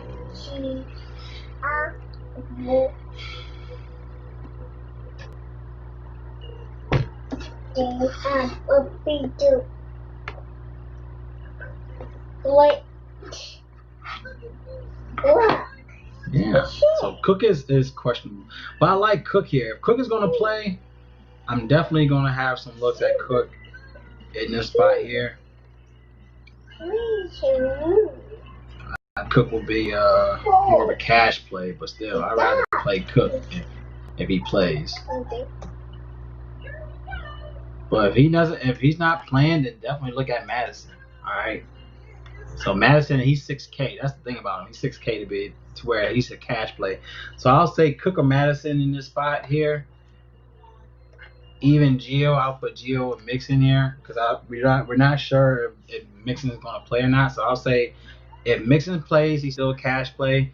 If Cook plays, he's still a cash play. But Madison and Gio were both cash plays at 6 because they 6K for him. And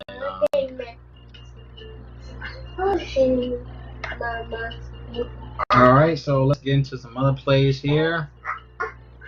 I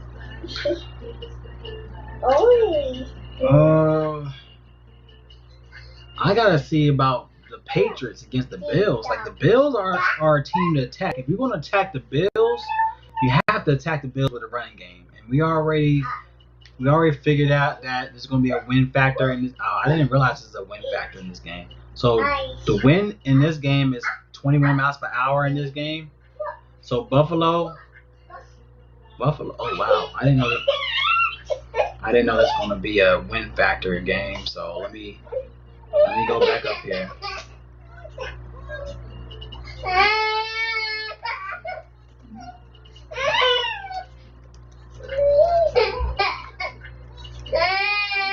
Olivia, come here.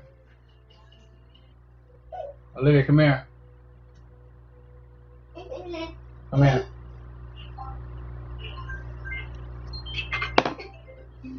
All right, so going back to Cam Newton, win factor is in play, y'all. So just figuring out that the win will be 21 miles per hour in this game against Buffalo, to where I think you have to attack the running game here, y'all. So in this game,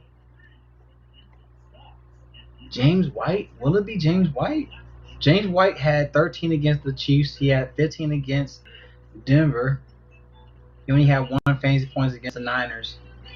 He's averaging 21.3 fantasy points away.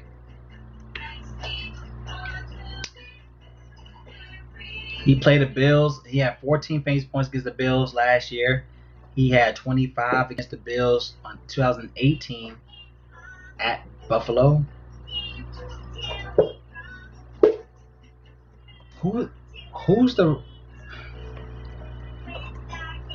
who's the running back for who's the starting running back for the Patriots? Damian Harris?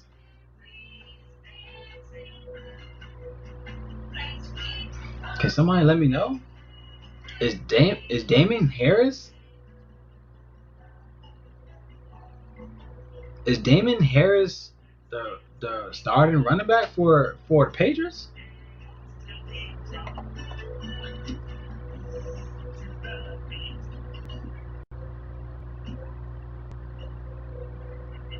I think Damian Harris is the starting running back for New England, which is crazy.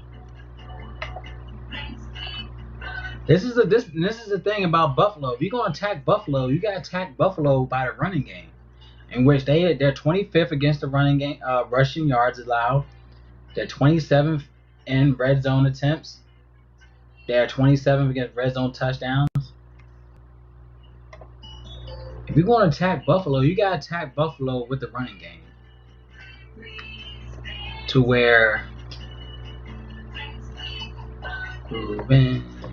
Where dancing.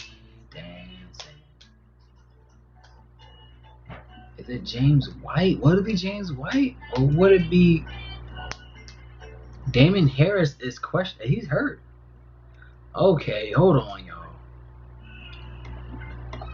Let me get myself situated here. Okay, Damian Harris is questionable. Damian Harris was limited practice Wednesday. He had an ankle injury. Harris is one of 8 New England players who logged a limited practice Wednesday, and it's unclear if his listed ankle injury is a carryover from Week 7 action or indicative of an in-practice setback. Harris was on the field for 21 of a possible 52 snaps on offense this past Sunday, lost to the Niners en route to carrying a high team of 10 carries for 58 yards. I don't know, y'all. Like, if Damian Harris is out, I mean, it seems like he might not be, but $4,200. $4,200 is a steal. Now, if he's not playing, you have to look at James White. James White didn't get carries last week. Don't eat paper, dude. What the heck wrong with you? James White will be listed, and then on top of that, the win factor in this game will benefit James White. Like, I think and he's averaging 12.8 carries a game. I think they just sat. I mean, the fact that they got whooped last week is the reason why they gave Damian Harris more looks. That's the only reason why I think that. I think James White is the guy, but I think since they got beat last week, they just put Damian Harris in. James White, Rex Burkhead. Let me see about Rex Burkhead. He's getting red zone carries. He only got 3 red zone rush. I think James White is that play. James White.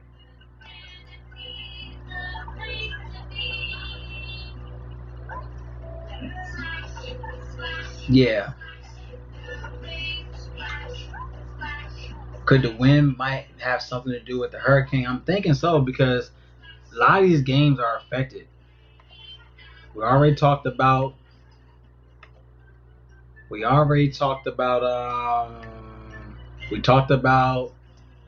the Raiders game. That's a factor. We talked about the Green Bay and Minnesota game is a factor. We talked about the Buffalo and Patriots game is a factor. So, and then we talked about who else we talked about? We talked about the Bears game. So, I think GPP, you gotta go James White. For $4,600 is a steal. I only feel like that's the thing. I only feel like they only That's the thing. I only feel like they played. I feel like they only played Harris because they got whooped last week, to where they just rested rested James and Burkhead. So they just put Harris in the game. He only had 10 carries, so it wasn't nothing big. But I think James White is that play. I think he's a great play against the Bills. And on top of that, the fact that it's a win issue game, you got to look into the way James White it could be effective in this game. He did well the last few times against them, as you can see. He did well in the last 2 games at Buffalo. He had 14 last year against Buffalo, at Buffalo. And he had 14 fantasy points at Buffalo last year. He had 10 targets. He was 8 receptions, 10 targets that game.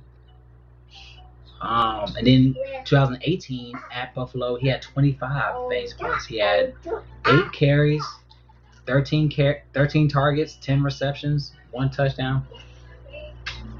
I think it's a good game. $4,500 for James White is in play, y'all. Like James White here. I think Damian Harris was just I don't know, because Darius Harris, he played against the Chiefs. He had 13 against the Chiefs. But then again, James White had 13 against the Chiefs. This is real iffy. I mean, but Damian Harris is getting the carries.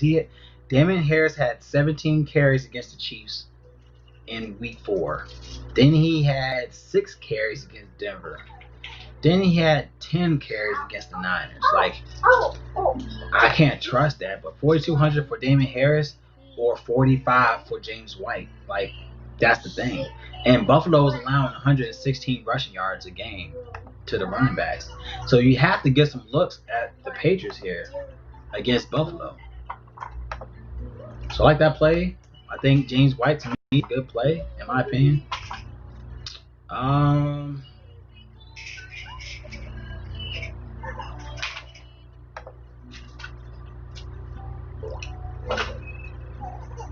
man. Another play I could look at, maybe Kyle Zuziak. I forgot. I don't know how to pronounce his name. He's for the 49ers. I think he's the fullback for the Niners. If you want to go down for some more savings, let me see if I can find him. Let's see. Kyle Zuziak for the Niners. Like, he had 11 carries. I mean, he had 11 fantasy points last go around. That's the thing about him. He's more of a red zone attack. But like I said, in this type of game where he could be, I mean, if you're looking at a 4K range guy, I don't think you have to go this route. But he did have 2 touchdowns in the last 3 games. So keep that in mind. But I don't think you have to go that route.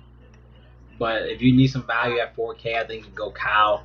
But he had 11 last week, and then he had 7, I think, in week 5, if I'm not mistaken. So you can go that route, I guess, if you want some savings, though. But I don't really think you have to go that route.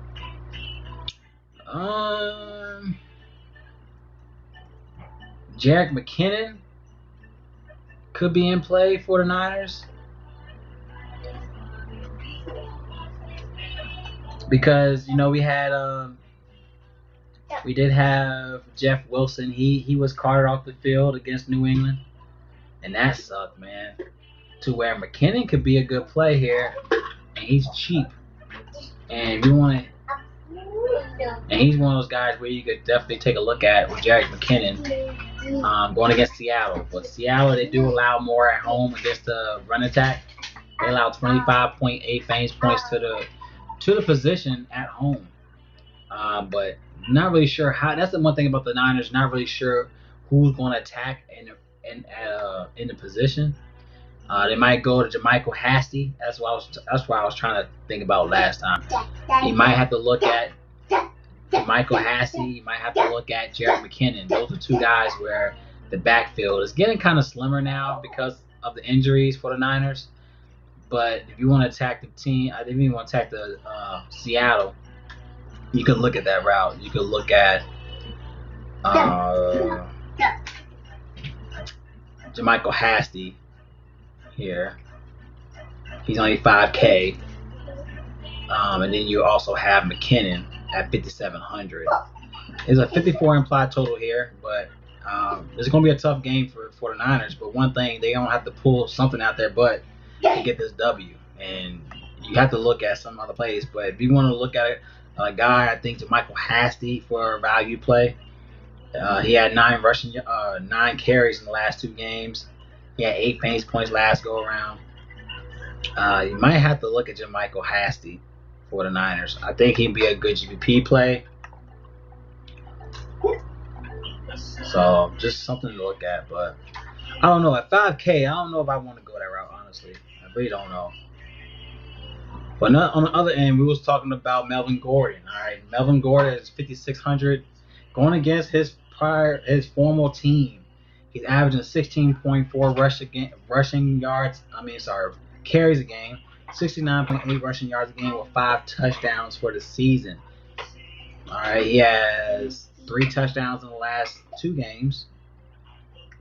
And a good play against the Chargers. 5,600 for this game against the Chargers. Something to look at. I mean, everyone's going to look at this revenge narrative for Melvin Gordon. So MG3 is a great play in this game, y'all. So definitely want to consider this spot. In the ball. Want to read? So I'll say Melvin Gordon, good play to look at. Definitely GPP look. Especially at 5,800. You definitely look at Melvin Gordon at this revenge narrative. I'll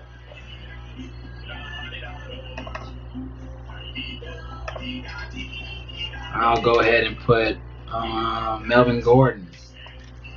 No. MG3. All right. With MG3 in the mix. All right, so let's go ahead and go from there. I think we're pretty much done with this. Anybody have any questions? The running backs? Let me know in the comments or the chat room. Let me know. But I really feel like you don't have to attack. You could go. I'm saying David Montgomery is in play against the Saints. All right, I'm sorry, y'all, but he is in play, y'all. But I'm more likely going Kareem Hunt and Melvin Gordon at running back. If y'all want to know, I think those are 2 players I like here. But any other feedback before we continue? We're gonna go to the receivers. Get into the receiver side. Let me know.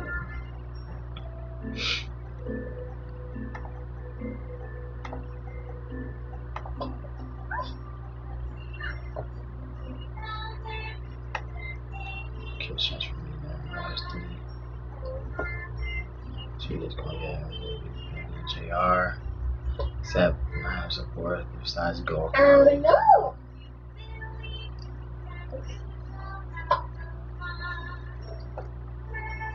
What? Anybody like Darrell Henderson from the Rams? Let me know.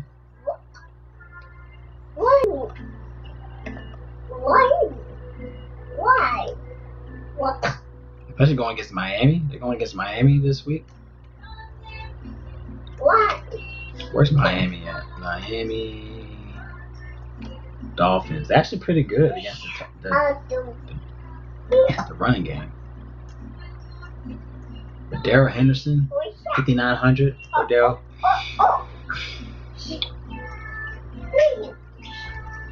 All right, let's go into the receivers real quick. No. What?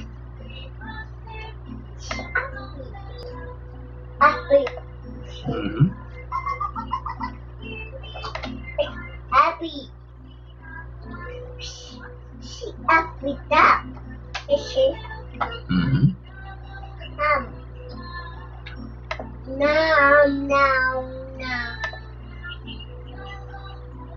What? Boom. Ow. Issue.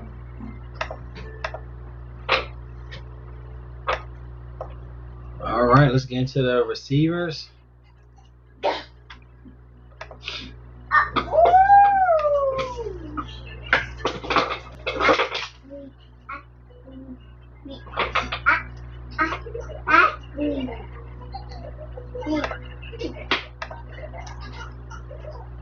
If you haven't already, please like the video. Please share the video on Twitter. Appreciate the love, y'all. Let's get into it. Let's keep going. Let's keep it going. I know it can get real slow at times for me because I gotta constantly deal with my daughter. But you know, I appreciate everybody that's still staying tuned with the live chat. Appreciate y'all.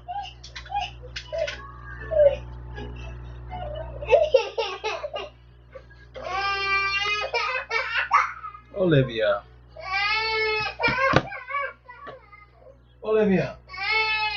What's wrong? What's wrong? You didn't sleep at all today. You didn't sleep today.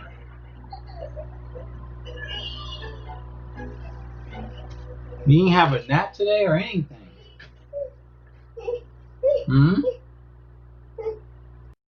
I know you didn't have a nap or nothing.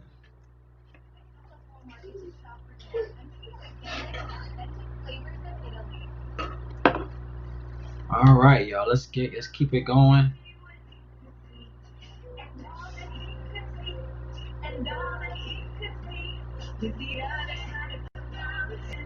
I appreciate you, Mark. Got some feedback. Mellow and family is cool. I appreciate y'all, man, staying with me, man. I know at times it gets a little. I slow down at times, man, but you know I gotta take care of my daughter. You know, keep her straight. But appreciate y'all. All right, let's get into the receivers. You know, let's get into some upside. We gotta look at some upside here. Let's get into some upside plays. Trying to look at the Niners, especially going against Seattle. Trying to figure out who will be a good play on the Niners against this Seattle defense.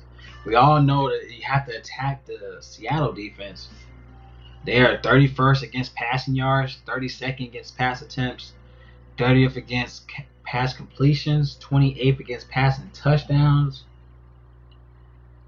25th against yards, 29th against plays allowed. Alright, they give up a lot in the pass attack. But who will be that player on the Niners that can go off? That's the question. Because if you got value, it's going to be hard to find value for the Niners, especially not knowing who Jimmy G would throw it to. I mean, you got Trent Taylor. He's 3K, but he's not getting no targets. He had 0 targets last week. Dante Pettis, none. He didn't get no targets. I guess the only guy you could really look at maybe is Kendrick Bourne at 3,500. But even then, he got no targets last week. He had 1 target last week. We talked about I think it was Hollywood. I'm not sure who said it, but it was Ayuk. I think that's how you pronounce his name. He's 5,800. Let me see if I can find him. I can't find him. Ayuk. That's how I pronounce it. Ayuk. Yeah, Brandon Ayuk. That's how I pronounce it. 5,800. He had 7 targets, 21 fantasy points last game. And he's going against the Seattle defense is the worst in the league. Like, that's something you could look at maybe. I mean, it seems like that's going to be Jimmy G's target. I appreciate you, Dirk. Appreciate you, G. I try to be, man. I try to stay humble in this, man. I guess you could go cash play. You could go. I mean, I don't think he's gonna be cash. I think a lot of people are not gonna look at him. But Brandon Ayuk at GPP at 5,800 against Seattle's defense is definitely in play here. I mean, he got 7 targets. He had 21 plus fantasy points going against a Seattle defense that give up 62.9 fantasy points at home to the position. 280 receiving yards a game to the position. That's insane. And he's been playing. He's actually played good away. Like last time he played away was against the Giants and the Jets. In week 3 against the Giants, he had 21 fantasy points. He had 8 targets, 5 receptions with a touchdown. And in New England, he had 7 targets, 6 receptions, 115 yards. He didn't get a touchdown. But if he got a touchdown, that's easy. 28 fantasy points, I think. But so far he's actually played better away, but in a great spot against Seattle here. You gotta look at this play. He can give you that 20 plus fantasy points that you need in your lineup. So something to consider here with Brandon Ayuk here at this price tag.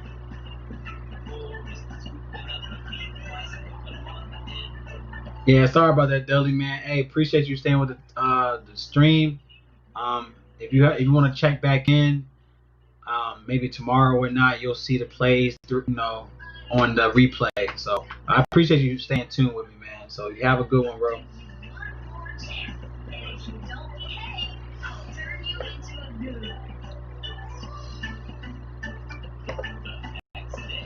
All right, going into next play here. Looking at the Rams. You want to look at Rams, you got Cooper Kupp as in play. He has 7.3 targets a game, 5.3 receptions, averaging 14.6 fantasy points win at home. Going against Miami, that allows 50.2 fantasy points win at home as well. So Cooper Kupp is definitely in play. But if you want to go back to the well with Josh Reynolds, as Josh Reynolds was very cheap last week. I mean, he had 15 fantasy points last week against the Bears. He had 13 against the Niners in Week 6. Josh Reynolds is definitely in play again. As he had a lot of targets. He had 5 and 8 targets the last 2 games. 3,100 for Josh Reynolds against Miami.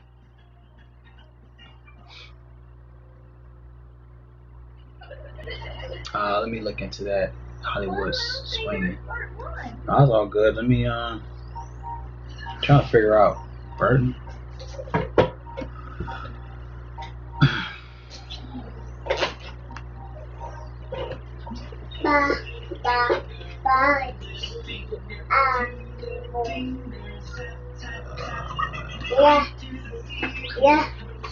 You said Burton tight end.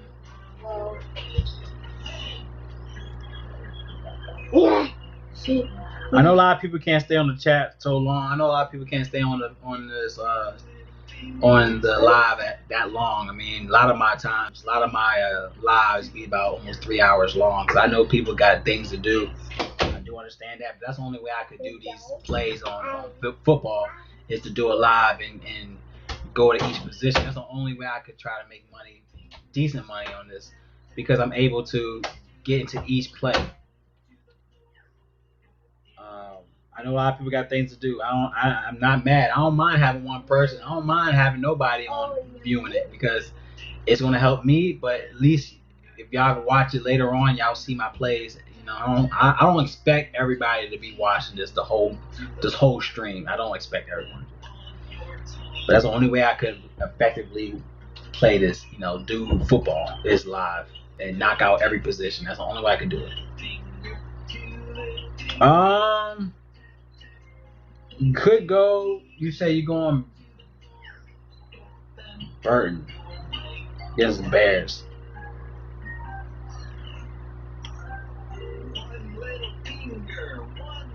I don't see Burton being a. I don't see Burton. I don't think Burton is a good play.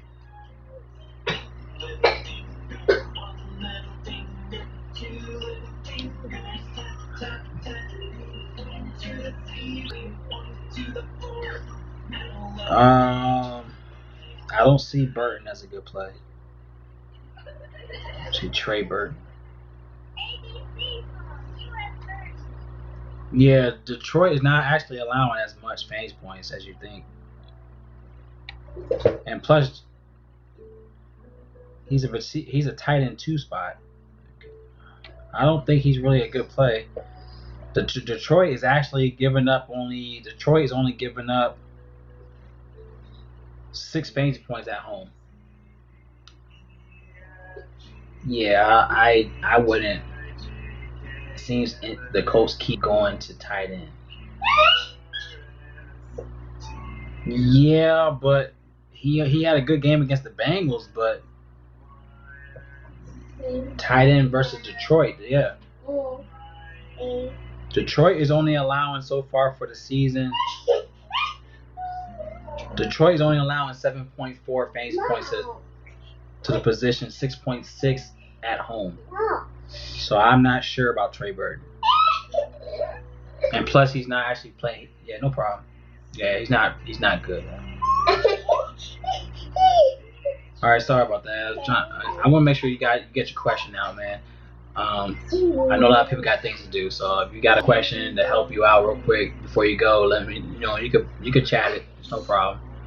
I know a lot of people can't stay on here this long. I understand. But Josh Reynolds to me at 3,100 is in play. 3,100. He had 8 targets last week against the Bears. 13. He had 5 targets in week 6. It's a good play for Josh Reynolds if you want to go back to the well, especially going against Miami that allows more. I think Josh Reynolds is definitely a GPP play. Reynolds, especially at that price tag, he's still cheap. And he's only going up. So Josh Reynolds to me is definitely a GPP play to look into. That could do good here, y'all. Let's see, another play you could look into, 6,300 for Robert Woods. I mean, he could be in play, especially against Miami. So if you want to go with Robert Woods here, who actually got 16 fantasy points so far playing playing away. Got 4 touchdowns for the season, but $6,300 for him to me is pretty steep. He did have 21 against the Buffalo Bills. He had 17 against Washington, 14 against the Niners. But $6,300, that's more of a cash play for Robert Woods. Brian, that's the guy I was talking about. Brian was Olivia. So Brian is he was definitely out of left field. Like I didn't know he was gonna ball out. I thought Njoku was the guy, but Brian came out of nowhere. Brian definitely came out of nowhere. I don't know. Like I think people might chase Bryant this week. I think that he'd be more. Because my thing about Bryant is that he wasn't even the tight end 1 position. He wasn't even a starter position. Yeah, $3,200. Yeah, $3,200 for Bryant is still. He's a steal. I just don't know. Because even last week I didn't know he was going to do that much damage. Bryant. I mean, I guess you could go that route. The Raiders allow 10.9 fantasy points. Marquise Brown. You just can't trust him, against the pass attack. But he's in a good spot here. 25th against the position. And like I said, he had 20 last go around to where if he gets 20 plus, I mean, he's definitely in play. But let's keep going. And looking to Indiana, like Indiana's also something you can consider. Now looking into Marcus Johnson.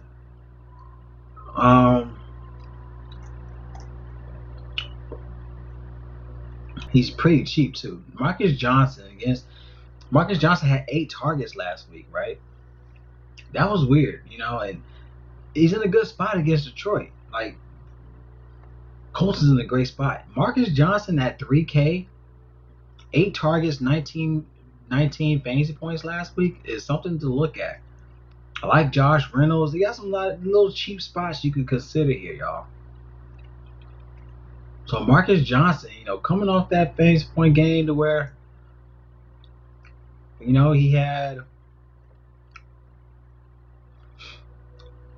was 5 for 7, 5 receptions. He has 8 targets, 108 yards against the Bengals. I think he also, that's impressive. That was week 6. Sorry about that. That was week 6. But going against Detroit, that allows 190.5 receiving yards a game, 43.1 fantasy points at home allowed to the position. We got to look at some spots here for the Colts against Detroit. All right. Definitely somebody to consider at the fact that he got that many targets that, and that could be a play to where to where Phillip Rivers is looking at it. I mean, obviously we know that he's not looking at. We all know he's not looking at T.Y. Hilton like that. T.Y. Hilton only had 2 fantasy points that game against the Bengals. And then we had Zach Pascal that had 15 fantasy points because he had a touchdown. He's 4,500. He had 7 targets that game. I'm not sure why he's not looking at T.Y. Maybe, I don't know. Maybe it's not a good connection with T.Y. But then again, it's a good play to consider, for Marcus Johnson as a definitely GPP play. But the fact that he went off against the Bengals last go around, and now you're going against Detroit, which is actually another play where he could definitely do work at. It's definitely somebody I will consider.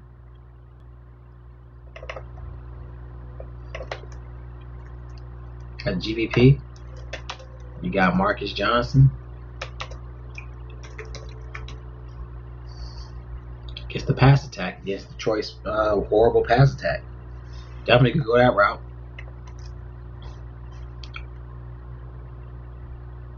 We were talking about Zach Pascal at 4,500. I think he's 4,500. Let me double check and see how much he is.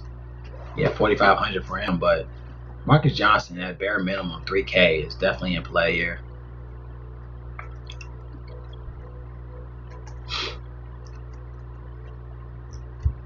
All right.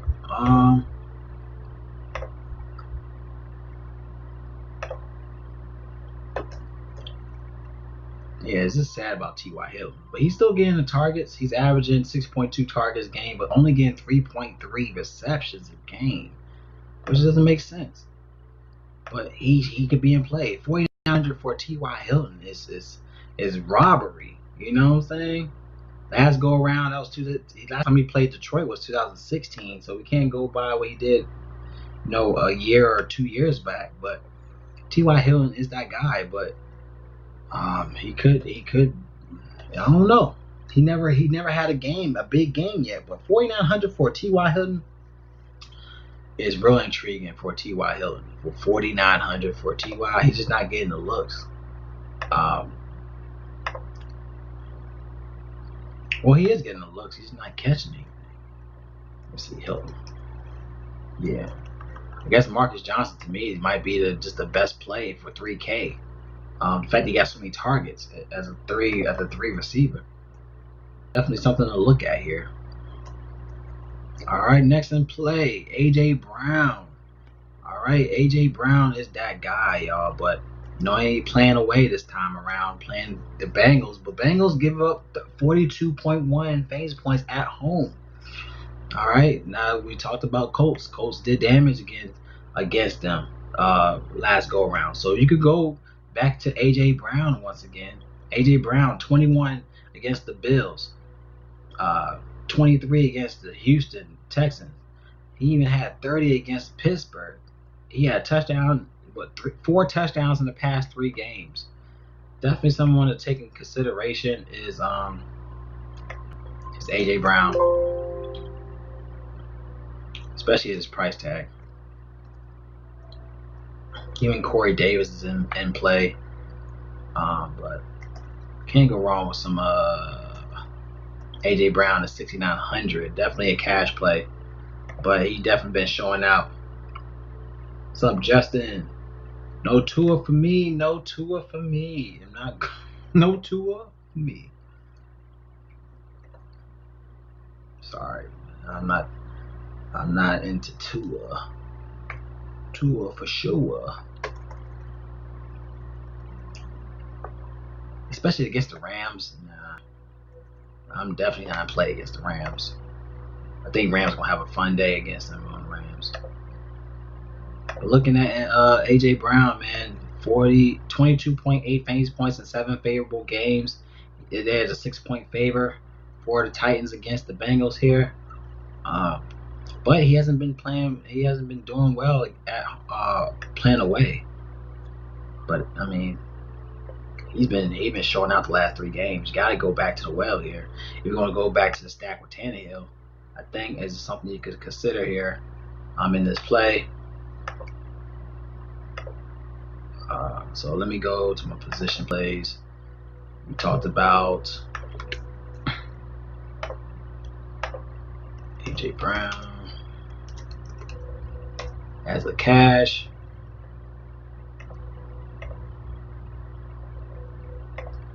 Definitely in play. You can't overlook A.J. Brown.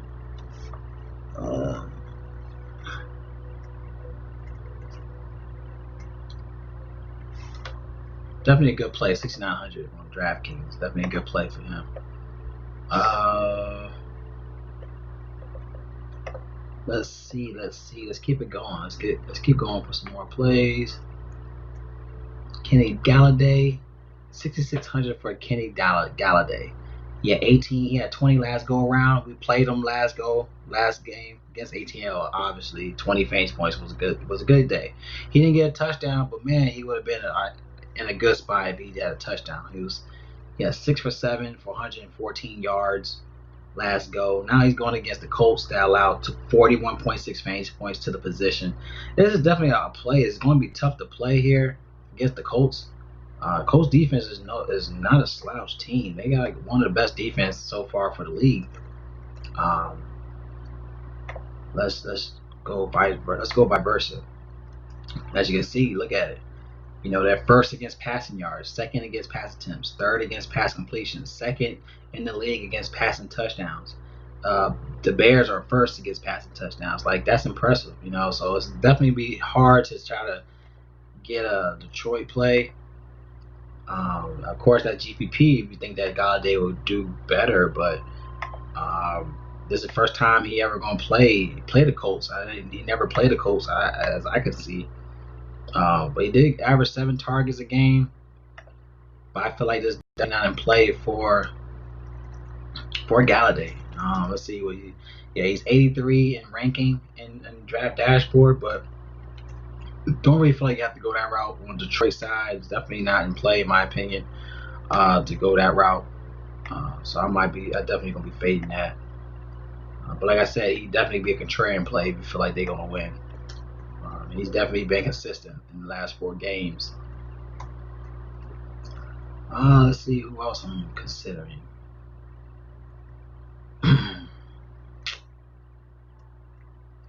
Go down the list. Of course, you got Keenan Allen if you want to go with the whole Herbert train. And, of course, Keenan Allen in the mix. He had 26 against the Jags, but we already talked about the Jags. They're garbage against the receivers. Now you're going against Denver, which they allow only 163 receiving yards a game to the position, around 1 touchdown a game, 39.5 fantasy points at home to the position. Keenan Allen hasn't been as impressive, but he did have 19 fantasy points last go around. But of course, he's on a different team. I'm sorry, he hasn't been on a different. I'm tripping. He had 6 for 6 last go around with a touchdown at Denver last season. But to each their own in this play. Keenan Allen, I mean, it's cash play. It's a cash play. Don't get me wrong, it's a cash play. But for $6,200, he's a cash play. But Denver doesn't really give up much. But last go around at playing Denver, he did have 19 fantasy points. So if you want to go back to Keenan Allen here, definitely be a cash play for your lines here. Let's see, cash Allen.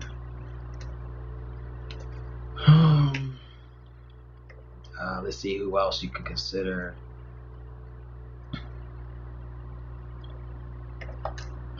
Alrighty, let's keep it moving. Let's see.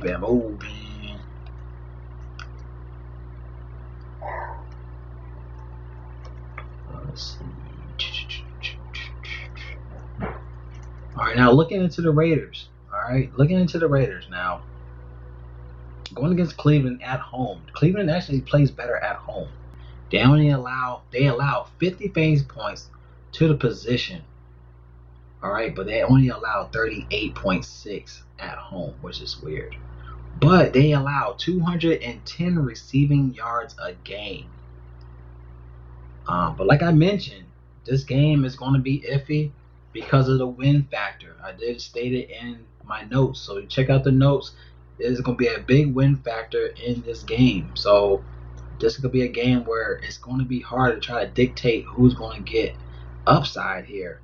But one of the players that have been given upside was Nelson Aguilar for the Raiders. He's definitely been in play. I mean, man, 14, 15, 25 against the Bucks. 14 against Buffalo. He had a touchdown in the last 3 games.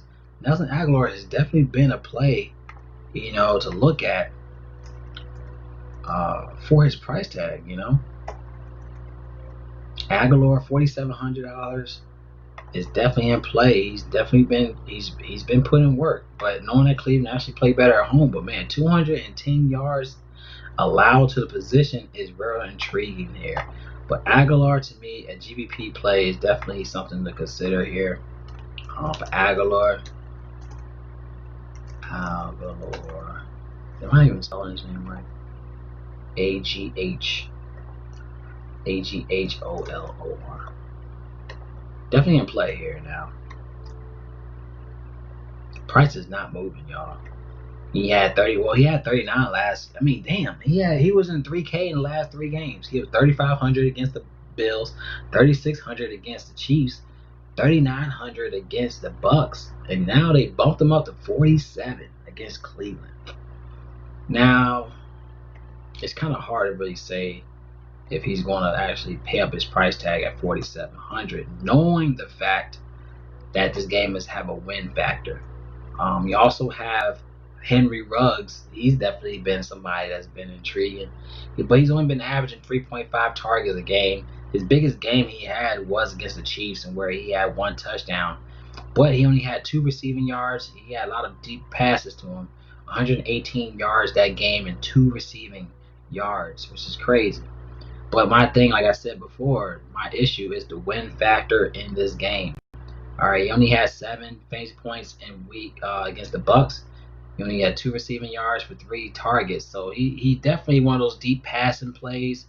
He's good on the deep throws, but we're not sure if David Carr could throw it in this win factor. You know what I'm saying? So like I said, it's a big win factor in this game, but one of the guys that's been consistent was Nelson Aguilar. He's been getting the targets. Somebody definitely want to consider. I like in this play. We want to go up for cash. Davante Adams back at the well. But like I said, this is another game where it's a win factor. We got big win factors, I guess, because the whole hurricane, I guess. We got a lot of win factors in this week. So this is a big win factor as well for $88-something for Davante Adams. It's going to be iffy to play, y'all. I ain't going to lie to you because of the wind. So far they are saying 26 miles per hour in this game. That's crazy. 26 mile per hour winds in this game. I'm not sure if Davante Adams is that guy, but of course if Aaron Jones is out again and whatnot, it's definitely a cash play if you want to look at Adams. But 8,800, I feel like you don't have to go that route, especially with the wind issue. Could be something not to look at here. So I'm more likely going to fade Adams again. But he plays well against Minnesota, though. Last go around he had 21 against Minnesota last year. 9 receptions, 7 receptions, 9 targets. 2018, he had 20. So he's averaging 20.5 fantasy points in the last 2 games at home versus Minnesota. They're looking at a high-scoring game here. They're looking at 30.5 implied total in this game. Minnesota is allowing 205 receiving yards a game, 49.4 fantasy points allowed a game. But at home, when away, they're allowing 36.4 fantasy points. So Davante Adams, I guess, is definitely a cash play. I ain't gonna lie, he is definitely more of a cash play here. But like I said, with the wind issue, is something where we have to be iffy about,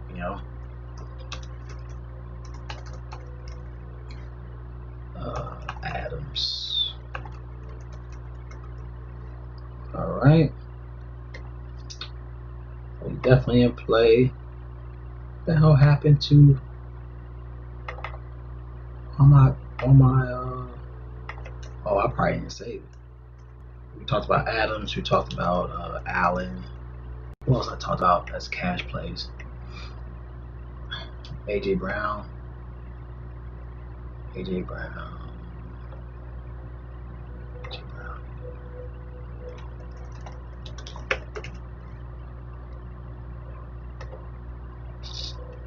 Okay. All right, now look into some other spots here. We gotta look into Cleveland. All right, look into Cleveland against like I said, it's another issue with the wind issue. But Jarvis Landry, he's 5,600 known without OBJ, but he also was limited in practice Wednesday, so he also was questionable. So he didn't practice. He had limited practice because of his ribs injury and whatnot. So he's 5,600 here. Of course, without OBJ, he's definitely gonna be getting more targets, but we'll see. You know, he's playing. What's that? He's playing through a broken rib. That's insane, y'all. It's crazy. But he's one of the guys you gotta consider, especially about OBJ. You gotta look at Landry, y'all. Another guy you could look at is Bashar Higgins. I like this play for him at $4,200 for Bashar Higgins. Definitely been stepping up. He was 6 for 6 last week against the Bengals. 110 yards. You know, he's 3 for 3 against the Colts. Yeah, 12, 8, and 20 in the last 3 games. You know, good play, 4,200 if you want to look at this route.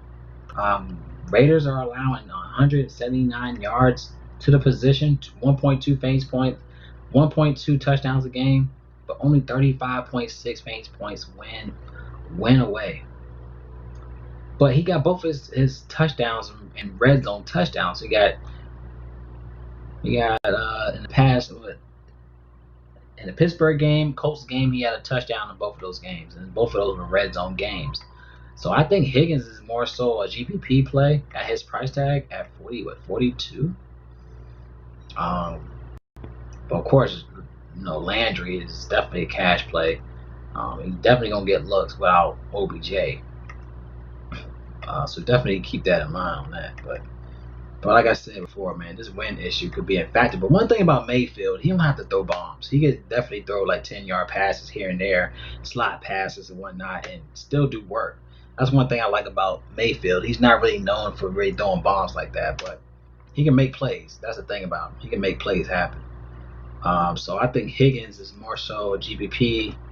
Landry, getting more information, but it seems like he's going to play. But going through a rib injury is crazy. So let's go ahead and put that in. He's questionable. So Landry is questionable with that rib injury. All right, so I'll put that in there. An injury watch list, you get that. But that's crazy. Henry, like I said, Henry Ruggs, he's one of those guys. He don't get the targets, but David Carr has to throw a bomb to him to even get value. But 4,900, he one of those guys that if he gets loose, that's a wrap. You know what I'm saying? Once you get loose, that's a wrap. You know. But that's all I can see out of Ruggs. But let's see who else. Let's go into the Cincinnati game. All right, going against the Titans. Now the Titans, they actually don't allow much at win away. They actually don't give up more away, but they allow 194.8 fantasy points in the receiving spot, 1.5 touchdowns allowed to receivers, 47.7 fantasy points allowed a game. But at home, but when away, they allowed 34.3. Now, AJ Green has definitely been in play. 4,500 for AJ Green has definitely been in play. He had 11 targets against the Colts, 13 targets against Cleveland. Like, he's in play. He just never got a touchdown. If he got a touchdown, he's easily giving you 20 plus. AJ Green is definitely in play once again. If he get a touchdown, y'all, he's crushing value. So love this play for AJ Green as a GPP play, because he's just a touchdown away to break the slate. If you don't have him, obviously. But AJ Green, it's definitely in play. Of course, cash. If you want to go cash, is Tyler Boyd. If you want to go cash.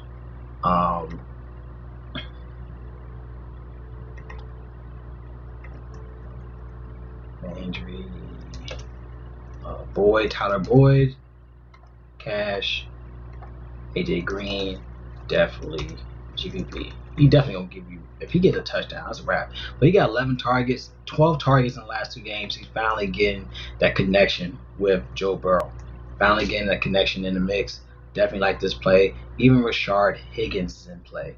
He had 6 targets last game with 20 fantasy point game. That's Cleveland game, but then he got that touchdown to win the game, I think. We talked about Higgins already. I'm tripping. We already talked about Higgins. Did we talk about Higgins? Yeah, we already talked about Higgins already. Or did we talk about, is that Higgins for a different team? Oh, T. Higgins. T. Higgins. We got 2 Higgins. We got Higgins on Cleveland. We got Higgins on Bengals. All right, but even then, he had 5 targets, 19 fantasy points last go around. Tyler Boyd averaging 8.7 targets a game. He had a 31 fantasy point game last game. 13 targets, 11 receptions. Crushing it, y'all. That's crazy. He's averaging 18.2 fantasy points.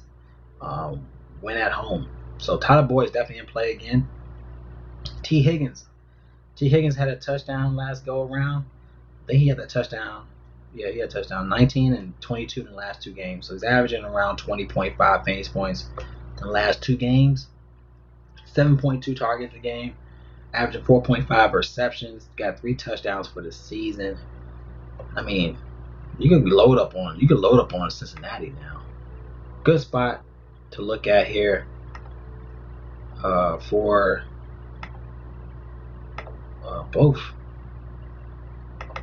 both Higgins are in play, so I'm gonna say Higgins for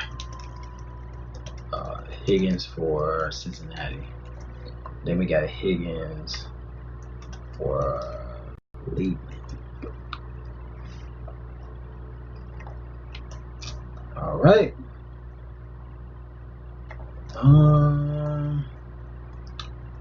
I think that's all I'm looking at right now.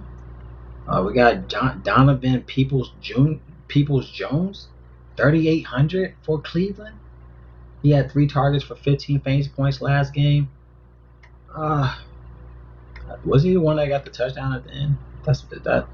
I'm not mistaken. Definitely was just wide open. I mean, it was a good play. I'm not sure if that was him or not, but I think so. But, let me see. Peoples. Donovan Peoples-Jones. That's a weird name. Definitely some. I guess a lot of people might say he might pivot from Higgins to go to Peoples-Jones, but yes, he was 3 for 3. He did have a touchdown, 56 yards that game against the Bengals. He's moving from receiver 3 to receiver 2 for Cleveland. So if he's going to be receiver 2, that makes Higgins receiver 3.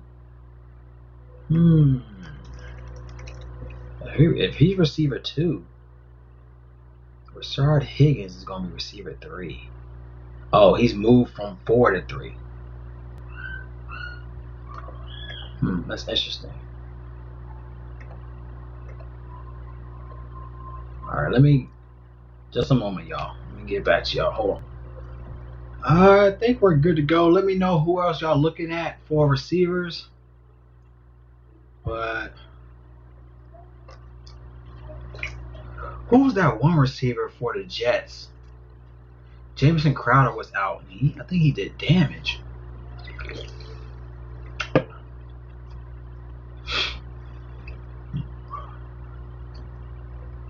Jets.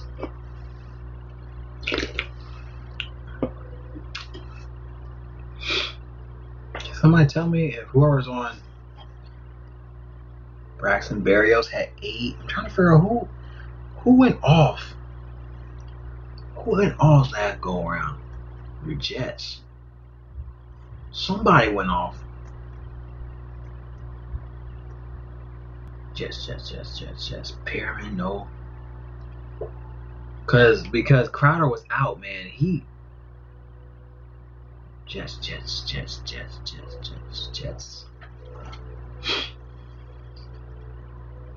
Of course, Crowder is questionable, but still. Or maybe I'm tripping, but I could have sworn somebody from the Jets went off last week.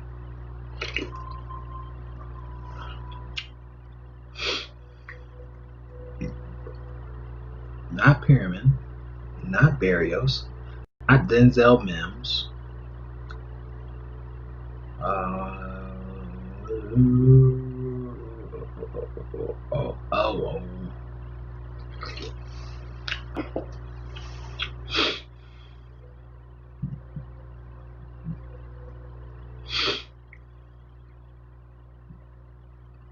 I'm not sure. Maybe I'm tripping. I could have sworn somebody went off.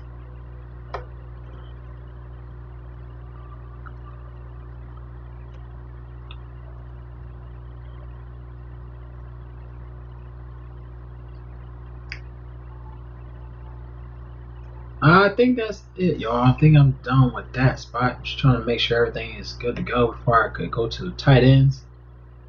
But I think we talked about everything so far.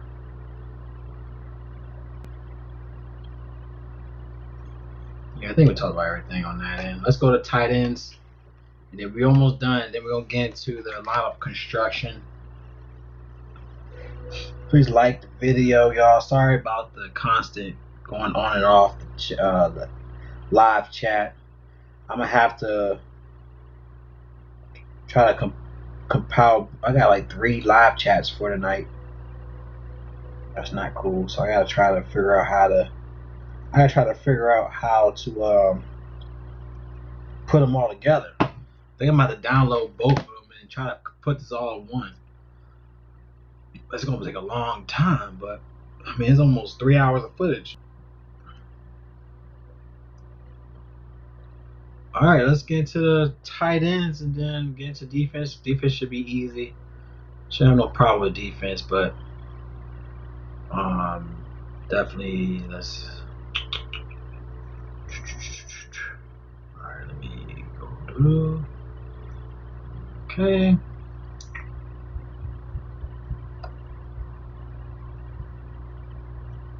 Please like, please share.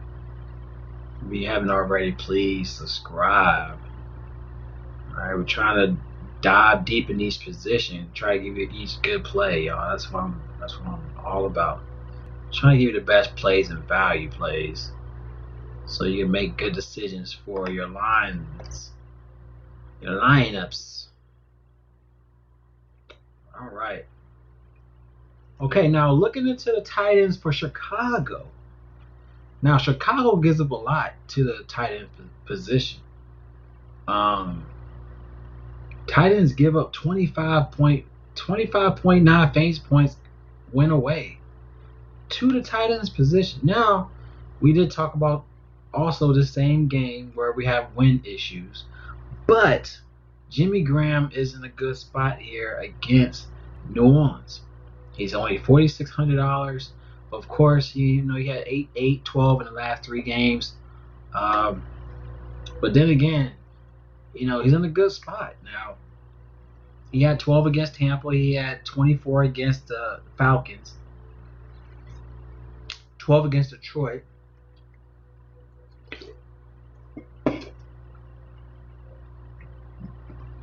He's averaging 6 targets a game, 3.9 receptions a game. Got 4 touchdowns for the season. Got a touchdown. Last touchdown was week 5.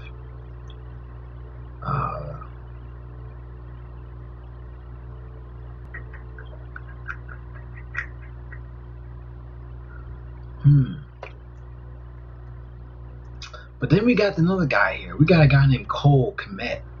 That's how you pronounce his name. He's 2,500.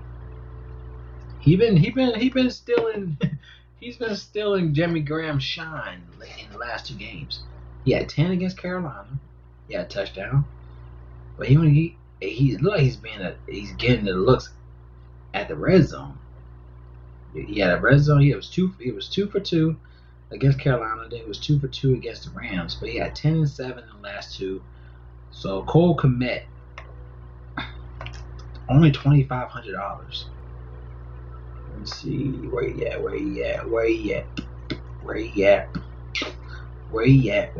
Cole Kmet. But he is questionable. Okay. So let me look at Cole Kmet's reasoning. Let's see what's going on with him. How's he hurt? Only got 2 touches. He had back injury, so he was limited Wednesday's practice, coming with the best game of his young career, having hauled in both his targets 45 yards Monday loss to the Rams, but he appeared to have also injured his back in the contest. The rookie tight end will work on to resume practicing and full ahead of Sunday's tilt against the Saints. So it looks like they're trying to get the young buck, get some looks for the young buck, and he's in a good spot here against the Saints, man. They allow 19.4 allowed to the position, but 25.9 at home. I'm sorry, went away. They give up 62 yards to the position, 6.3 receptions, 1 touchdown a game to the position. I like Jimmy Graham here. You just gotta look at Kmet, because Kmet he's questionable, but this could be a good play, for him. So I would say Jimmy Graham.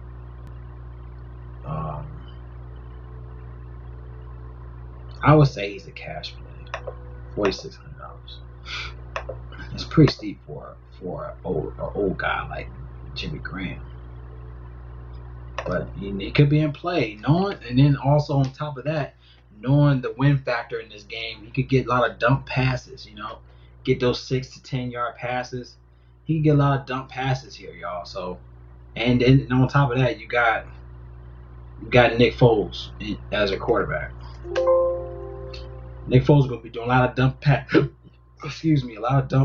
in this game. I feel like this game is going to be a slow game. I can tell you that, especially with the defenses, especially Chicago's defense. It's gonna definitely slow up the Saints' offense, all that good stuff. So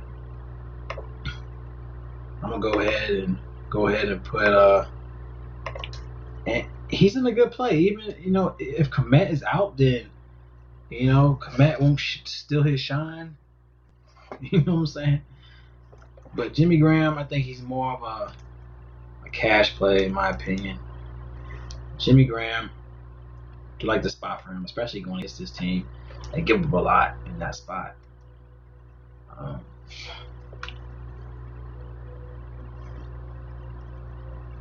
right, going to the next play.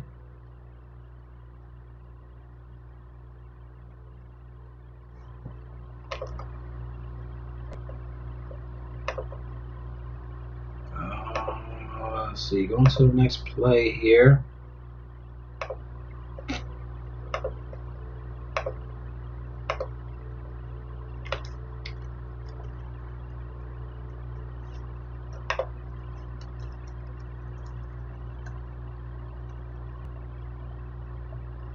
Another play here, you got Mike, Gesicki? For Miami, he's $4,900. He has 5 targets for the season, three receptions, 46 receiving yards a game, 2 touchdowns for the season. Last touchdown he had was week 3 against Jacksonville. He did have 30 against Buffalo. He had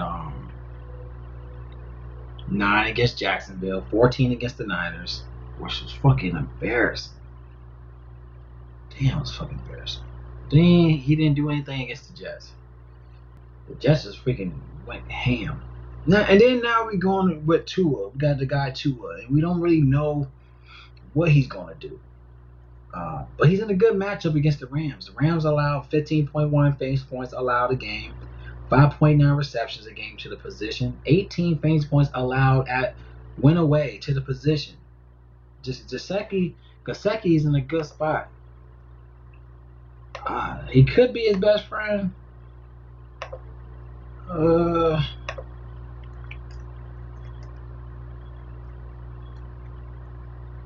He's something to look at. He's $4,900, but to me, I think $4,900 is just hard. We don't know what Tua's going to do, but he's going to be in play. So I'll say Gesicki. I don't know. He could be that play. I'll say GPP only because we don't know what Tua's going to do, and of course that's going to be a reason why people might fade him because they don't know what he's going to do. So I think Mike Gesicki could be a GPP play. He's 4,900. 4,900.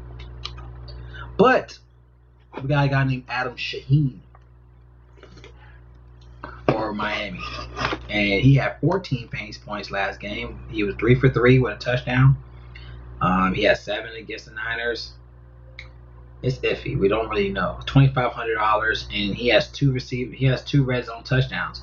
So it seemed like they utilized him in the red zone. So Adam Shaheen could be in play. Last 2 games, red zone effective. Only 2.5K. So going to a 2.5K for Adam Shaheen is definitely GPP. So I guess you could look at. So I guess you could look at Shaheen for Miami.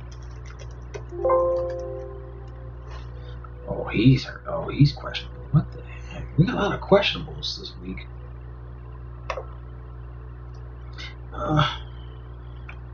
Shaheen. Maybe Shaheen. But Shaheen is questionable. So maybe we could go Gesicki, Cash, Shaheen, GPP. I guess that's what I'm thinking. Because he got two red zone touchdowns in the last 2 games, and now he could be another good play here to where he'd be effective. $2,500 for a guy that he's been a red zone threat for Miami. So it seems like he's getting the shine, over Gesicki or whatever how you pronounce his name. I think it's Gesicki. All right.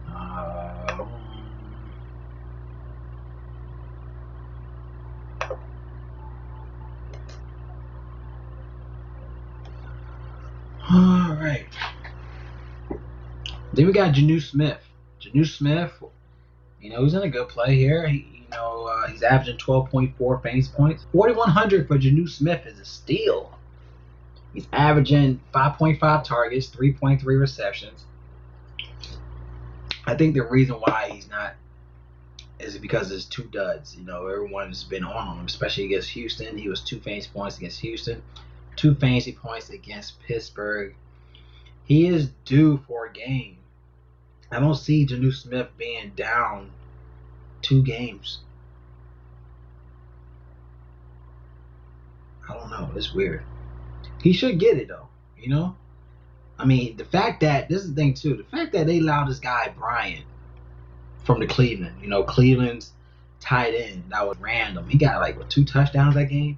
Jonnu Smith should do justice here.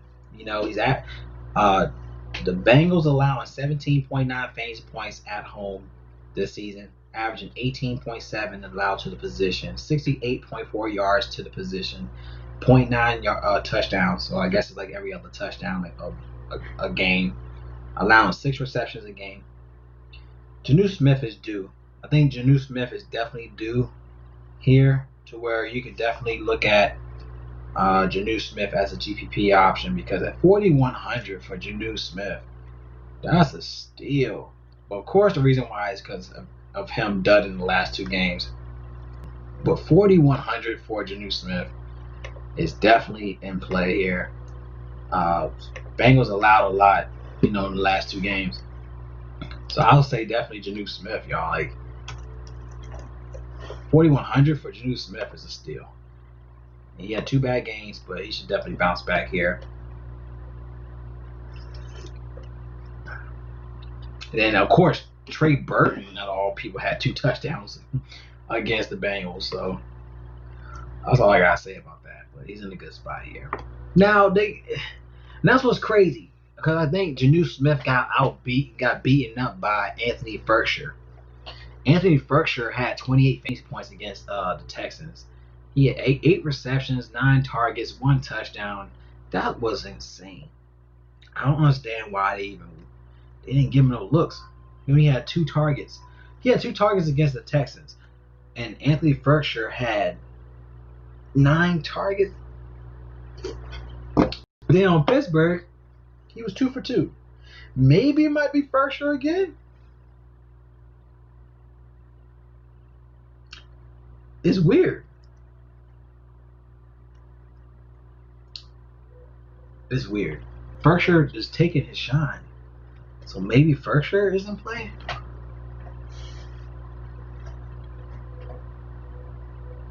I'm kind of confused here. Anthony Ferkshire could be in play here. He's only 3K. So would you rather play a 3K guy that could give you numbers like he did against the Texans? Or go with Jonnu Smith that everyone is so used to having the ball and go with Jonnu Smith, you know? Anthony Ferkshire has definitely been sneaky. That's the thing. I mean, that's crazy. And I'm trying to figure out why he got more snaps. He's averaging only 35% in snaps. Jonnu Smith is averaging 73. So that's, I don't know.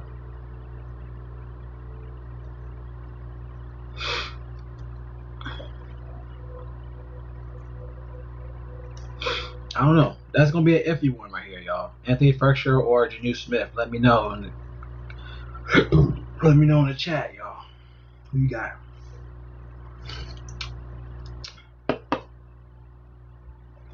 Then we got Hunter Henry. No good spot against Denver. Denver is actually allowing 17.5 fantasy points at home this season, which is something to consider here. You know, he's averaging 6.8 targets a game, 4.2 receptions a game, 48.5 receiving yards a game, well, averaging. He had 8 targets against the Saints. He had 7 targets against Jacksonville. He only had 3 receptions, but Hunter Henry at 4,200, I guess that's another cash play. He's not really showing upside, you know. He hasn't shown upside, but he's in a good spot once again.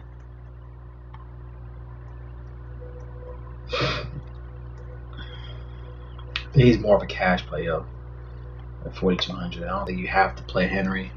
All right, just a moment.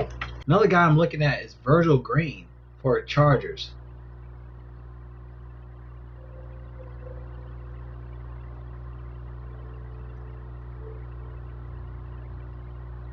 Virgil Green had 10 fantasy points against the Chargers.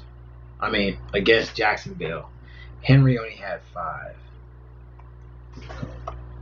Let's see, Green. Oh, Virgil Green, he's questionable. He didn't practice Wednesday. Okay. So I guess Hunter Henry is in play. If he doesn't play.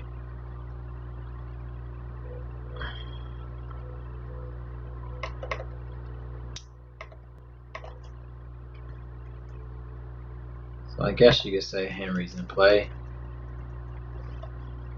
So I think it's cash play. But if Virgil Green plays, Virgil Green is questionable.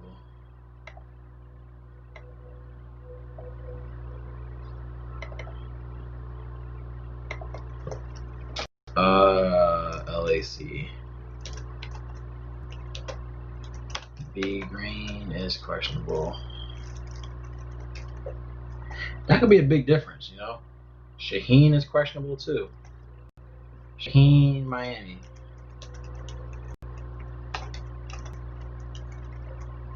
Those are. I mean, that's if Virgil Green is not playing, that could definitely help out with Henry. And same with Shaheen. If Shaheen is out, then that gives more looks for Gesicki. You know, so. I want to mention that on my video and put it in my notes because that could definitely be overlooked. All right, and Komet, Cole Komet.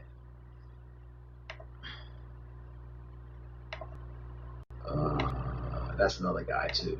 Cole Kmet. And let's see, Cole Kmet for Chicago. Because if Cole Kmet has been getting looks too, to where if he doesn't get looks, then Trey, is it Trey Burton?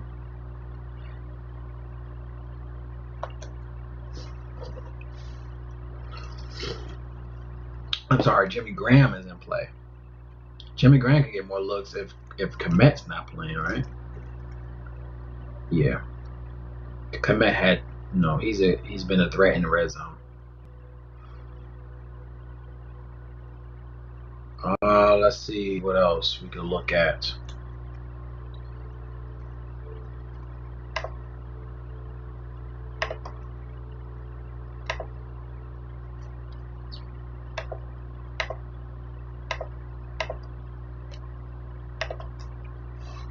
Let's see who else.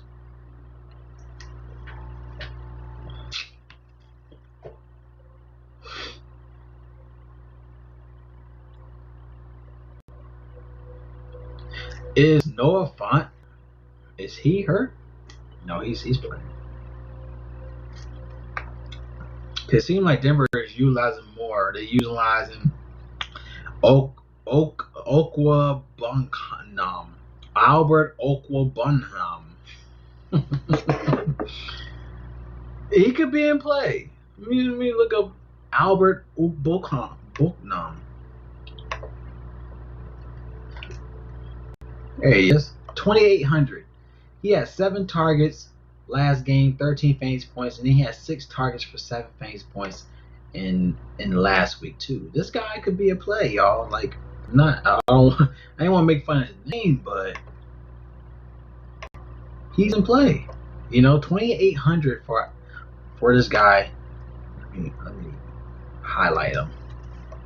And he had 6.5 targets in the last 2 games. It seems like they're not really putting Noah Fant in play no more. That's what it seemed like. He's not really. I guess I'm saying he's not more. He doesn't really give upside. He's not really productive. It's the word. He's not really productive. I would say he's GPP. Okwabunham.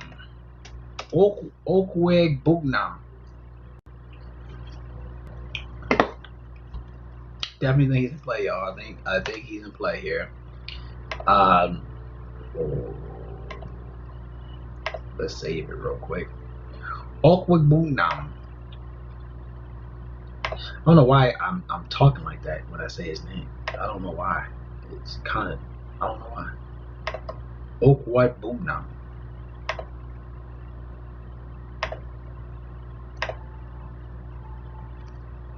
Definitely someone to look at, y'all. Reason why,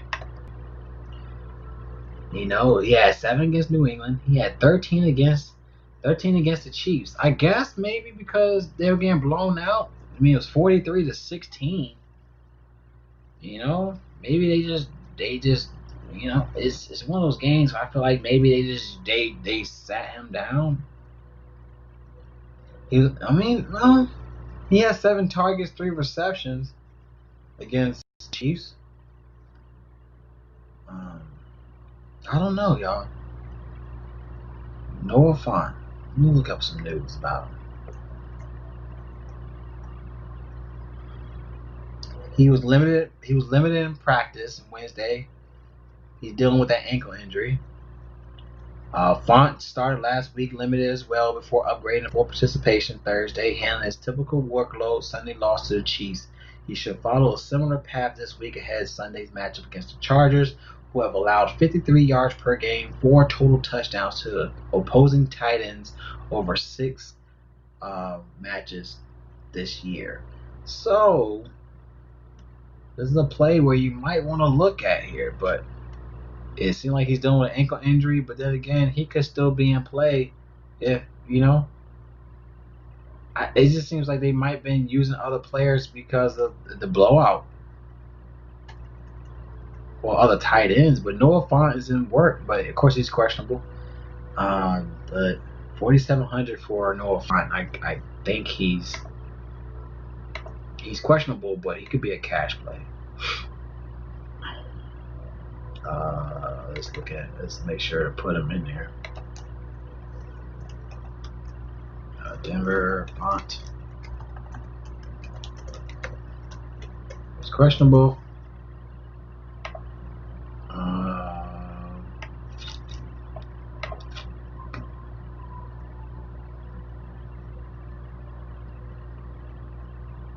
But yeah, I think that's about it at I guess. Let me look up Darren Waller real quick, because Darren Waller's been looking good recently. And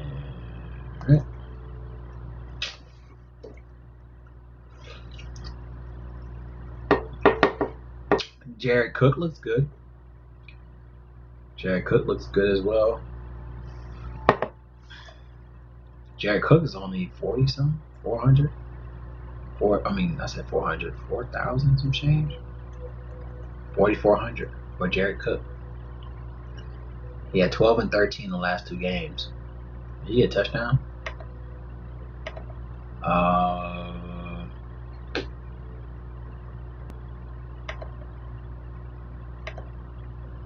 Jared Cook had a touchdown in the last 2 games. They allowed 16 fantasy points when at home this season. 13.9 allowed for the season for tight ends. Jared Cook's in a good spot here. He had 1 touchdown in the red zone. Oh yeah, he did get that overpass in the Chargers game. Or was it? It was a Chargers game. He had a nice pass. But it's a good play for him. He's averaging 10.4 touchdown, 10.4 fantasy points a game, 4,400 for Jared Cook.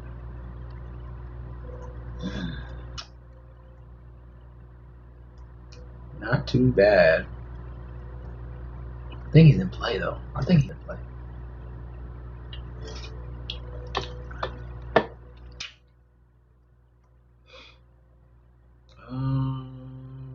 Let's go with Darren Waller real quick. He's 5,600 for Darren Waller. 5,600, 9.3 targets a game. That's crazy. I mean, there's no one else to throw it to. 6.7 receptions a game, 3 touchdowns so far for the season. He had 2 touchdowns in the last 2 games, especially Chiefs, Tampa. Now he's going against Cleveland. Cleveland allows 14.4 fantasy points to the position, 52.7 yards to the position, 5.7 receptions to the position, 13.7 allowed at home. It seems like Cleveland is real better. This is better. I'm not real better, but he's better at home. And then his price drops too. He was $6,100 last week. Then they dropped him down $500. That's not bad. I mean, that's something you have to look at. Darren Waller for that price tag. I mean, he was $6K last week, and they give you a discount, $500 discount for Darren Waller. Definitely in play. I think he's a cash play, but still a good spot for him though. Darren Waller. He's basically their receiver. You know what I'm saying? Like he's definitely their receiver. That's what I'm saying. Like Darren Waller is like a George Kittle for the Raiders. So definitely like Darren Waller here. All right. I think they were good. Anybody else that y'all like here at tight end, let me know in the chat room. But I think we kind of dissected this pretty good for tight end. All right, let's go to defense. We did real good last week. We had Chiefs. Chiefs dominated last week. Definitely loved Chiefs last week. Love my Niners. I had Niners at GPP. So whoever had Niners as GPP defense, yo, we did well. My Niners definitely was a great play. Whoever had the Redskins, we chose Redskins. Redskins dominated too. So, like I said, even though yes, these live videos are long. Don't get me wrong. I'm not trying to say you have to be on this stream all day long. But I do recommend if you haven't been on the stream, to definitely check out the ending of the video. At least check out the ending of the stream, because at least you see all the top plays for my position that I like here, because this definitely helped out a lot of people. I had a lot of people hit me up saying about the Redskins defense, Chiefs defense, Niners defense was a great GPP play. Even a lot of just the other spots in general was a good play. So I'm not telling people I appreciate everybody that have been staying with the whole video. I mean, the whole stream was like almost 4 hours long last week. But I just want to make sure we dive deep. Like, I'm the type of person, man, I'm not going to make all these videos for football. I can't do it. I have too much to do all these videos for football. So I'd rather do everything in one stream. Whoever wants to look at it, whatever. I don't care. As long as you look at it, you can see what I'm looking at. That's all that matters to me. But, a lot of people are able to cash because I'm able to dissect each position, and it worked. It works for me, and hopefully people could cash as well. So let's get into it. I didn't want to do a long thing on that, but I just wanted you to know about that. It definitely helps out. It helps me out because I can't do all these videos. I got so much to do. All right, but of course, going to Jets again. Chiefs is also another play against the Jets. Definitely another cash play for the Chiefs here. So we'll put them as a cash. Chiefs are back to cash again. Of course, they're in a great position against the Jets. They should definitely have fun against the Jets once again. Another good spot for them. Now, can I say the Bills? Can I really say the Bills are in a good spot? 96. I say Bills are GPP, but I really feel like Cam could really pull this through. Cam could actually make this a game to where it's going to definitely hurt. Chargers against Denver. I mean, that's the thing too. I like Melvin Gordon. If Melvin Gordon could dissect the Chargers, then 4K for a Chargers team is not a good play. What's another? It's not really much. There's not really much here, y'all. I guess you could go Rams against Miami. I mean, I really don't see who could do justice against. I mean, if you feel like Tua's gonna go ham on the Rams, good luck. I think that Rams at 3,800 is a steal price. I think that's definitely a steal. So I say Rams GPP. I mean, it's crazy they're 3,800. I don't understand why they're 3,800. I guess you go Bills, but I don't feel comfortable saying the Bills, so I'm not gonna say that. I'm not gonna say Bills. I'm not comfortable saying the Bills. I'm definitely not comfortable saying it. I think Chiefs and Rams are in good plays here. Let's look at defense real quick. Let me look at defense for the season. Home and away.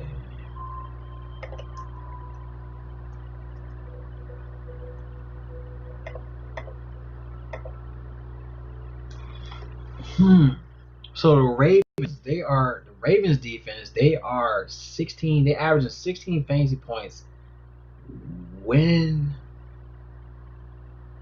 at home. So I guess they had 15 against Cleveland at home. I mean, they had 7 against the Chiefs at home. They had 26 against Cincinnati, which was tough. No one really thought that they won't go that crazy against the Bengals. They averaged 3.1 sacks, 1.1 fumbles a game. They only allowed 14 points allowed a game. The Ravens defense might be in play, and they only 3,700.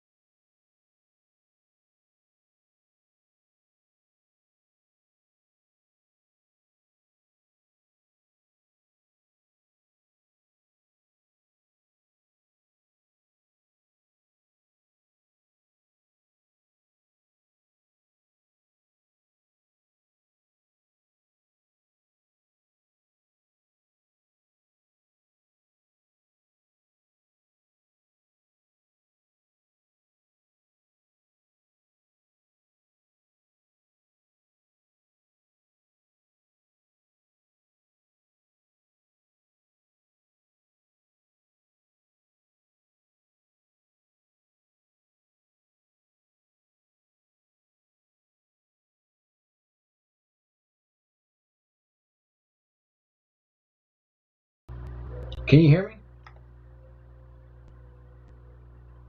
Hey, can you hear me?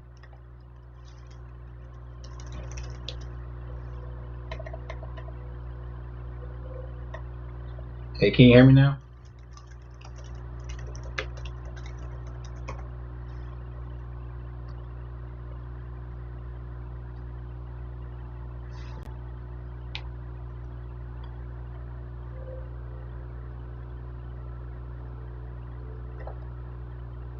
Can you hear me now?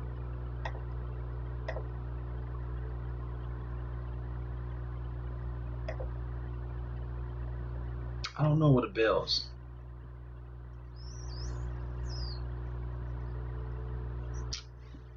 I just feel like the Patriots is going to make a way. I think Patriots going to find a way here. They're going to make this game interesting. I feel like that's what they're going to do.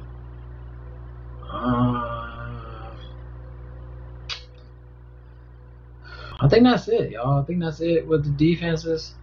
If anybody else like any type of defense, let me know in the chat. But I don't see anything else. I think these are the ones I'm real confident in right now. These are the ones I'm real confident in. Rams, Ravens, Browns, D, Chiefs, Cash. Well, I think Ravens, yeah. Rams. I think Rams is Cash, I guess, because, I mean, obviously going against Miami. I think that's it. I think we're good with that. Let's go ahead and try to make a lineup in both Draftkings and FanDuel. Please like, please also subscribe if you're new. Please share the stream. All right, let's get right into it. All right, let's go ahead and make this big here.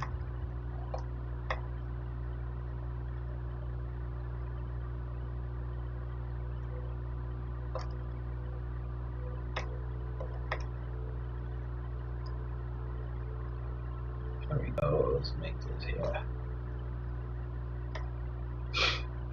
All right, let's go ahead and go to lineup optimizer. Like I said, if you want access to this information for a draft dashboard, go to the link in the description. You also get access to my player pool, what I'm looking at, and also what we discussed. So definitely check it out. It's only $1 after 30 days, y'all. You can also make a GPP or cash lineup with this tool. So definitely something to consider, y'all. So let's get into it. Let's make a lineup for Draftkings, and then we go ahead and make a lineup for FanDuel. Then we'll be done. So I appreciate everyone that's been staying tuned for the video purposes. I appreciate it. All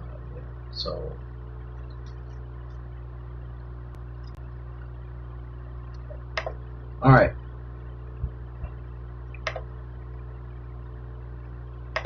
All right, going to quarterback. Let's go in quarterbacks.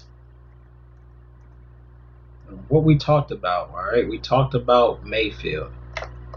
All right, now if I want to make a lineup based on what we talked about, like we talked about Cleveland, I think Cleveland's stack is in play. So if you want to go with like a Baker Mayfield at 6,100, and then you want to go with the Browns defense that we mentioned about, Browns defense is in play as well, to where they're only $2,600 against the Raiders.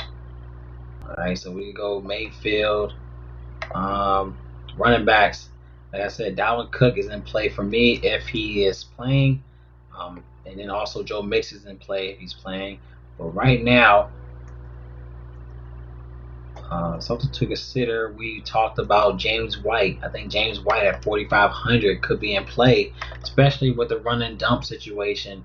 Now I'm just not sure if Harris is gonna be a factor, but this could be a play for James White, especially with the run and dump situation. At $4,500, I feel like he's in play here. Dalvin Cook is definitely in play for me. I like Joe Mixon if he plays. Melvin Gordon is definitely in play against the Chargers here. You go Melvin Gordon.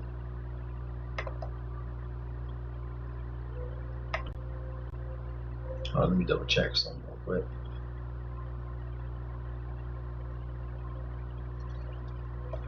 Here you go, Melvin Gordon. If you feel like you want to go Bell, especially with the whole revenge narrative against the Jets, I feel like he will get some. I think he will definitely get some plays here. We're gonna go Le'Veon Bell.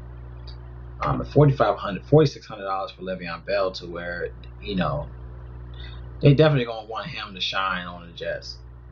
You could definitely go that route. Pair him up. If you're gonna pair up Mayfield, get some pair him up action. I think one guy you can definitely consider will be.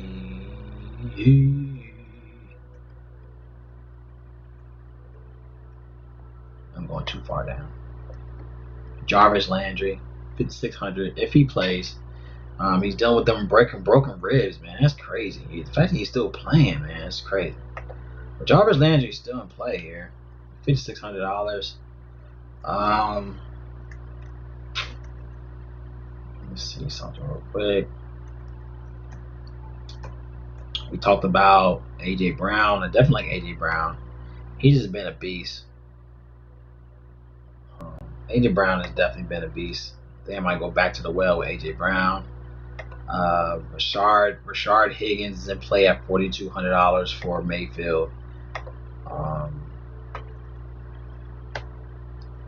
We talked about Tyler Boyd is in play. We talked about Keenan Allen, Marquise Brown. We talked about Brandon Ayuk, Higgins, Jarvis Landry, Cole Beasley is definitely in play for me. Even Ruggs. Aguilar is in play, but AJ Green at $4,500 is still a nice steal. Still a nice steal play for him.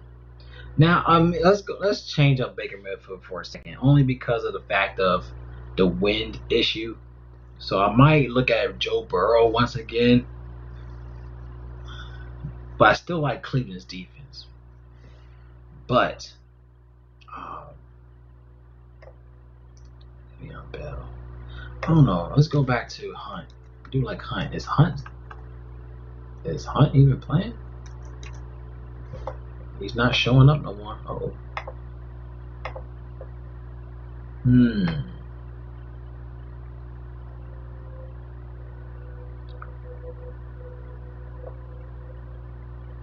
Hold up. Is Hunt playing now?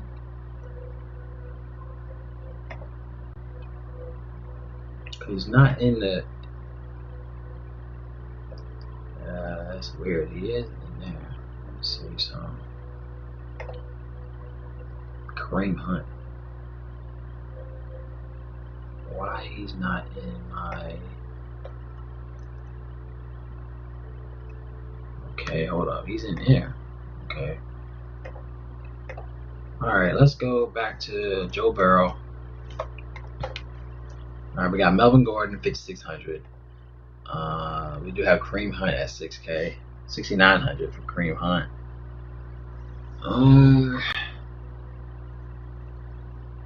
5,600 for Melvin Gordon.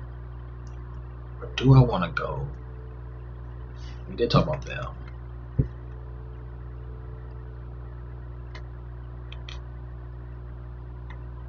But man, I feel like he's gonna be chalky. I like him, don't get me wrong, I like him, but for the video purposes, I feel like he's too chalky.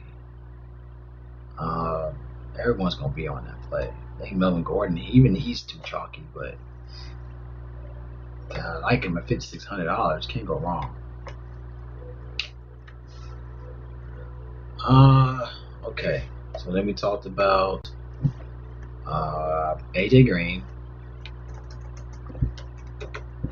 4,500, still a steal.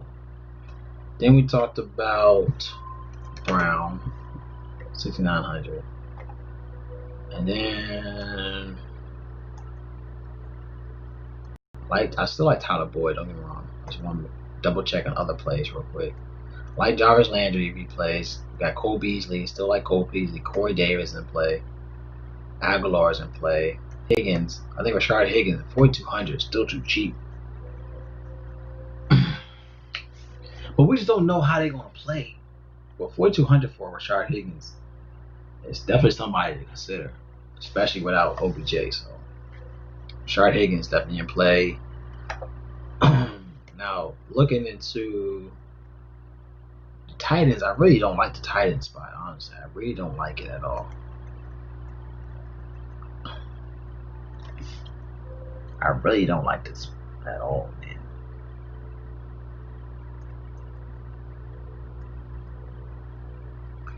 Like, Denver right now is really iffy with their guys.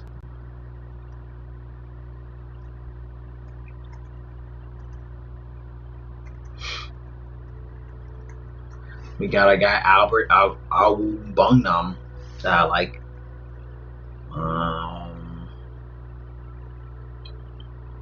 Jimmy Graham. Only if Komet is out, I like Jimmy Graham. Noah Fant, he's questionable, so if he's not playing, then I like that. Other guy, Darren Waller. I like Darren Waller. Mike Gesicki.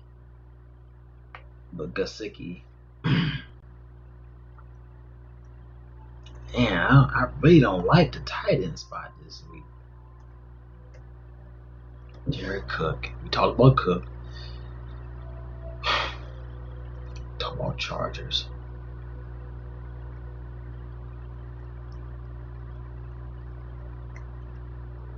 Talk about Trey Burke. Berkshire.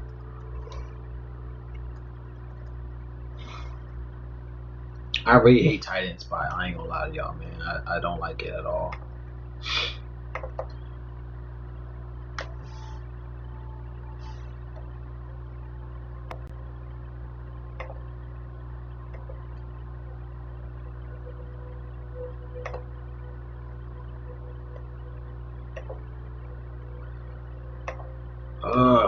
Okay. Let me skip that for right now. I like Browns defense against Raiders.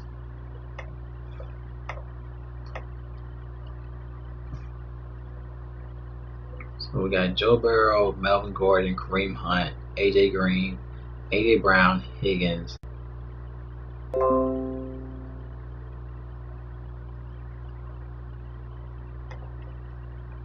don't know what the hell just happened. Okay, I'll put Dalvin Cook here only if he's playing. If he's playing, I'm definitely locking this guy in. But let's put Dalvin Cook in there. Kareem Hunt, AJ Green, Tyler Boyd. Might as well throw them all in there.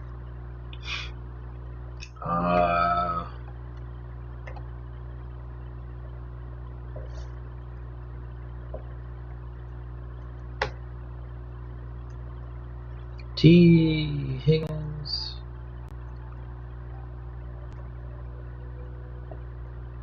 Bashar Higgins. 4,200. Darren Waller. I still love Darren Waller. I think Janu Smith is just a steal price. At 4,100 for Janu Smith is a steal. Then we got Rams defense. I mean, I like Rams defense. I like Ravens defense. I mean, we already talked about it. We won't keep talking about it no more. And then go to maybe a flex, AJ Brown. That's only if I can get the Browns. I like this. Yeah, Joe Burrow, Dalvin Cook, Kareem Hunt, Tyler Boyd, AJ Green, Bashar Higgins, Janu Smith, AJ Brown, and Browns defense. Definitely like that play. Of course, if you want to switch Higgins, you can. I like the fact, with the optimizer, it shows who, especially who you already highlighted. If you want to go Aguilar again, like I said, he's just getting value. So if you want to go Aguilar, even though it's against the grain with the Cleveland, I mean, he's getting the looks. 24, 14 in the last 3 games.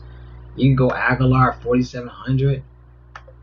Still love that play. Don't get me wrong. He's getting the value. I'm like, who else is getting the looks? Aguilar still in play. So you got a lot of room. to consider. We talked about Josh Reynolds. You know, Josh Reynolds at bare minimum 3,100 for Josh Reynolds.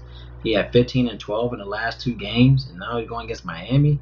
He could definitely be overlooked to where it gives you more money to use. So you got 48,400 left. So if you want to go up from Browns, and maybe you go Ravens like we talked about. You go Rams. Ravens against Pittsburgh could be a play. Boom, you can save that line. But I like Dalvin Cook only if he plays. Now, if he's not playing, you got Madison if he's not playing, 6K, but he could definitely be overlooked. So you got Madison if he's out. If Dalvin Cook's out, he's still a good play here. We just gotta look into it if he's not gonna play. But if he plays, definitely a good play to look at. Of course, Joe Mixon's a good play if he's not in. I talked about David Montgomery. I like David Montgomery only because of the fact that if it's a wind issue, if it's a game that has over 20-something miles per hour game to where he's going to need it to be needed in this game, David Montgomery is definitely going to be overlooked here. So as much as I hate David Montgomery, this is a play to where he could finally flourish again. You know what I mean? So definitely like that play for him here.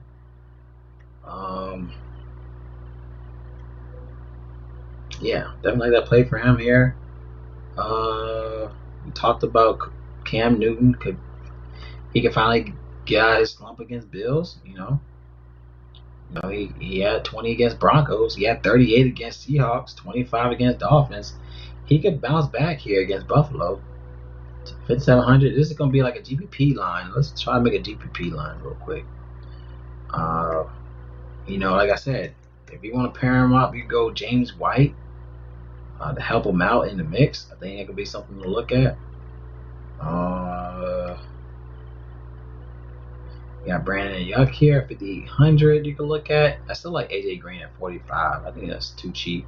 Then you got Josh Reynolds at 3,100 for Josh Reynolds. You can pay up if you want. You got Darren Waller. You want to pivot from, Darren Waller. Like I said, he's been averaging over 8 or 9 targets a game. You could go that route with Darren Waller at tight end. AJ Brown's still a good play, but let's do a different play. We still got Devontae Adams at 8,800. There could be something to consider here. I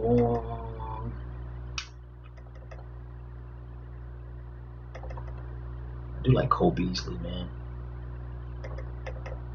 Cole Beasley. Still a good play. He had in the last 2 games. And then you go Chiefs. That's funny. 44.9. Let's say you want to go up. I don't know. You can go up. I guess you don't have to play Cam Newton. Let's say you want to go back to the Herbert train. You go to Herbert train. Tannehill could be a valuable play. Let's say we go Tannehill. Let's just change it up a bit. Tannehill. Sorry, y'all. My mind's all over the place. So let's do Tannehill. I still like Cole Beasley. Go AJ Brown.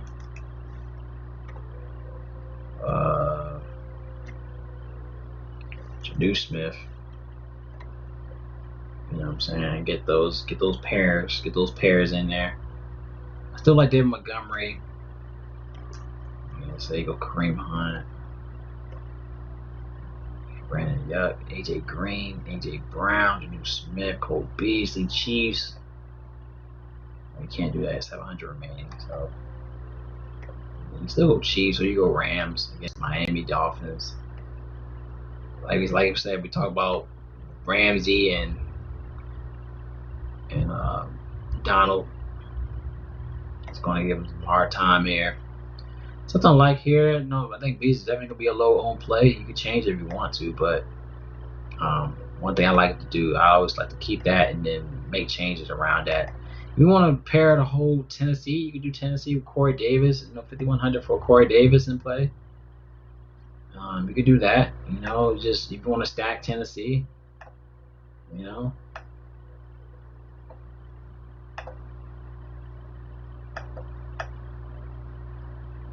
I love Cole Beasley, man. I ain't gonna lie. He definitely been stepping it up.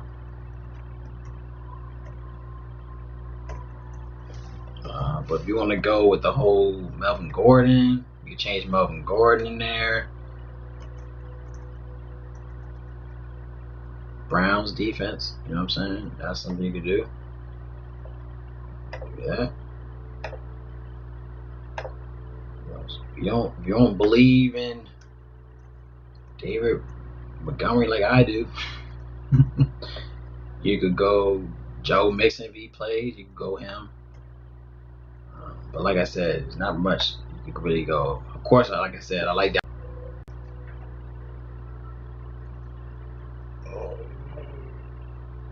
Can y'all hear me?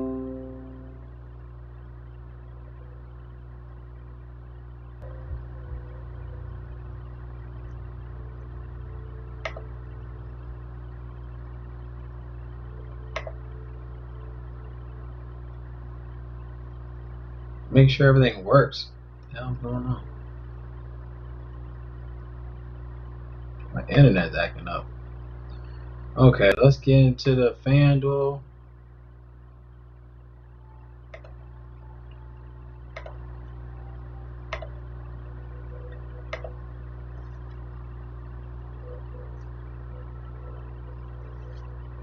Our FanDuel side.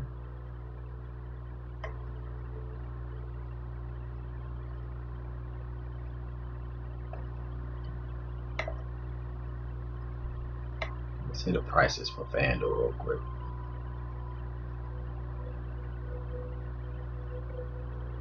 Alright, still not bad in prices, so we still got Tannehill that's in a good spot at 75, but we want to go Joe Burrow back in the well with Joe Burrow, 76. Kareem Hunt at 8,200. Good night. 8,200 for Kareem Hunt on FanDuel. Then we got Melvin Gordon, 67. We still got T. Higgins is in play, 6K. Go T. Higgins. Well, let's see what else. We got AJ Brown, 75. AJ Green at 58. T. Higgins is how much? Anyways, let's keep going.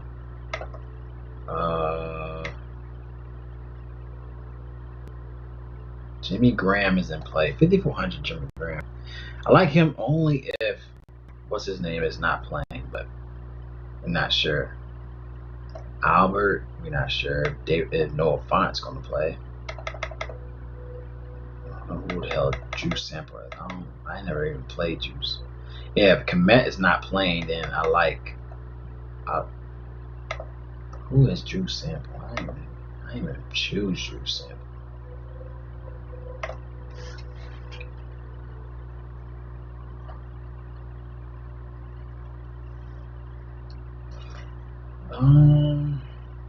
Janu Smith at 6,100. I don't know if I can trust it. I like him more at 4K on Draftkings, but FanDuel 6,100 for him. I'd rather go Jared Cook. I'd rather go Jared Cook than I don't know. I don't trust that. Jared Cook to me is a better play than 6,100. I mean, you just don't know what Janu Smith gonna do. That's what. And then we got Anthony Ferguson that has been getting looks. But then again, man, there's really nobody else got tight ends. And then we got the whole wind issue. So I think Jared Cook to me is a better play. So Jared Cook.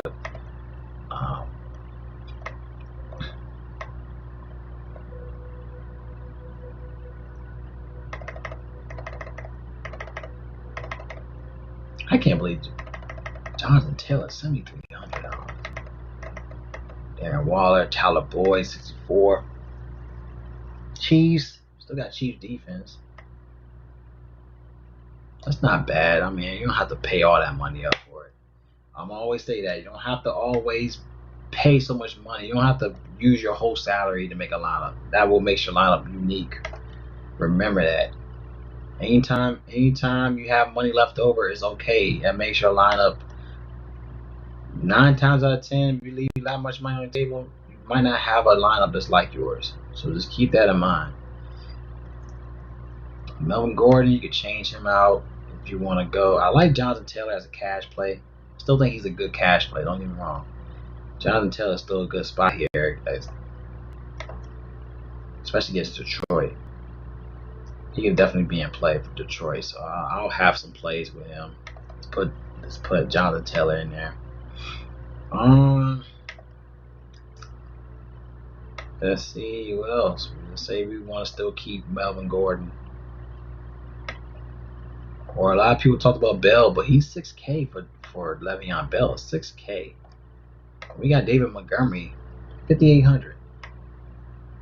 Guess I put David Montgomery in there. Let's check out AJ Brown real second. T. Higgins, $6K. We got Landry still in the mix. Henry Ruggs, Bashar Higgins, Cole Beasley, Corey Davis. Cole Beasley for $5,300 is a steal. I like Cole Beasley. I think he's a great play. He's been balling. No one's really looking. No one's really talking. No one's talking about. I'm not gonna say no one's really talking about. No one is talking about. Then we got Marcus Johnson. I forgot about Marcus Johnson. He's $4,500 for Marcus Johnson. Yeah.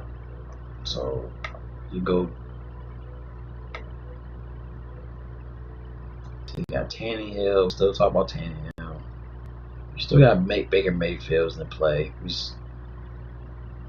But Joe Burrow has been grinding. He's a great spot once again. But Tennessee has been better, I think, at home. Just at home. But still, I think he's a great play. AJ Green, Tyler Boyd, Marcus Johnson is definitely in play. Marcus Johnson is definitely a GPP play. 45. And and that's the thing too, only basing it by last week. But on FanDuel, 13 on FanDuel is not really good. Like, you want all you guys to at least get over 18, at least over 18. So you got it. I mean, I think you got to go AJ Brown. So let's leave it alone. AJ Green, Brandon Yuck is definitely somebody that's going to be considered. 5,900. But on FanDuel, we need some upside here.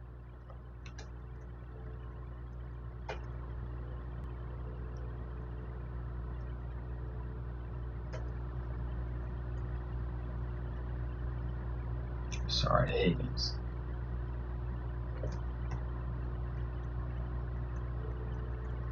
Bashar Higgins.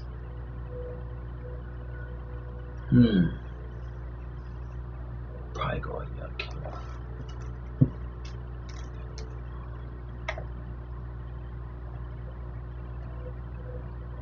Derek Cook. I mean, you got Janu Smith. I just feel like he cannot have another dull game. But you got Darren Waller, 68. Good night. I just feel like Darren Waller is just real. He just a safe play, Darren Waller. 6,800, but Noah Font. We don't know what he's gonna do. He's plays he hurt. Yeah, I'll leave it with Darren Waller. Let's go Darren Waller here. I don't know, man. I like Brown's defense too. Janu Smith. I might just go with the gut. You gotta go with the gut sometimes. Stick to your gut, man. Stick to the gut. Yeah, I like this a lot. Burrow, Hunt, Montgomery, AJ Brown, Green, Ayuk, Janu Smith, Tyler Boyd, Chiefs defense. Still good. Still good here. You want to change? I mean, you could change. That's the thing too. You could change your. If you want to go Tannehill, I think Tannehill will be a better contrarian play. You go Tannehill. I mean, we got a lot of tight ends here. I mean, we got a lot of tight end plays. A.J. Brown. We got Janu Smith. So you swap it out and put Ryan Harris, save that. You know what I'm saying? We talked about Mayfield to where we have Kareem Hunt stacked. You could change who we talked about. Man, I like all these guys, honestly. I mean, we take him out and put Jarvis. If Jarvis gonna play at 5,800 for Landry, I mean, we already know without OBJ, we gotta go somewhere. So we go him, Landry, like Waller. But then again, I like Browns. I like Browns defense. I mean, you can make changes. Browns defense. I mean, we still got Dalvin Cook to look at if he's playing. Let's say Dalvin Cook is playing. I want Dalvin Cook, right? Let's say I want. How much we got left? All right, we got 700 out. So let's say I want to cap Dalvin Cook. Do we have any? No. Hold on. Let me put Dalvin Cook here real quick. Let me put Dalvin Cook there. Let me take him out here. Let's put him there real quick. Let's put Dalvin Cook up top real quick. So Kareem Hunt. Let's put Dalvin Cook if he plays. Only if he plays. Let's put Dalvin Cook there. And then we can make plays here at the flex. All right. And then we talked about Josh Reynolds. You know, good spot. Big end targets. We got him in there. We could put Josh Reynolds there. We could put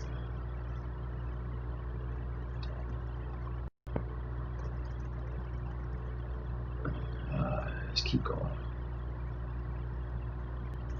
All right. We talked about Aguilar, 5K. He's beginning to look, like we said, 19, 13, 12 for FanDuel. You can go that route. Say that. I mean, you don't have to play Darren Waller. We could take him out and put Janu Smith at 61. Still got a lot of money left. We could go James White. I think, like I said before, James White is in play. He could be definitely valuable. He's definitely going to be overlooked. We still got David Montgomery. Boom, you can put him right there. The fact that is the win issue. I love this a lot. You can go that route. I like that play. I like this a lot. Dalvin Cook, Hunt, AJ, Landry, Janu Smith, David Montgomery. If you don't have faith in David Montgomery, that's okay. We can change it up. It's no problem. We could go Bashar Higgins. You know what I'm saying? We want to pair up with Baker. You know what I'm saying? Boom. Pair him up with Baker Love. Get that Baker Love going. You know, Bashar Higgins. You could put that in there. Get a lot of love for that. You know, we can put love in there. We talked about Peoples. If you want to go with contrarian play, you want to go Higgins and go down from Peoples. We could put them in there and boom, save it. You know. But that's what I'm looking at, y'all. This is the lineups I'm looking at, y'all. And of course, with Draft Dashboard, you could do math. You could do a mass lineup generator. You could do, you could generate 20 to 150. You could go within your salary. You go 100K out your salary. You go even over to 2,000 over your salary. You go 1,500 over your salary, just to be different. You could change your unique players per lineup to up to 4 players for your unique lineup. Minimum projected points. If you want everybody to be projected over 10 or even 20, you could change that. Your max exposure, you could change it. And then you could generate the lineups up to 150 with this tool. And then you go to your saved lineups, the lineups that you generated. You see this? These are the ones we generated, just the ones I've been saving. And then you can click on export selected. You can export them all to either FanDuel, you get exported to DraftKings. Like I said, it's a handy tool all over. So if y'all like the video, man, please give a thumbs up. Please share the video. Sorry it's been long. Sorry it's been cut so many different times because, you know, things happen outside of what I can't control that. You know, I gotta take care of home first. But love y'all, man. If y'all need any questions, y'all can also DM me on Twitter. You see my Twitter below in the video.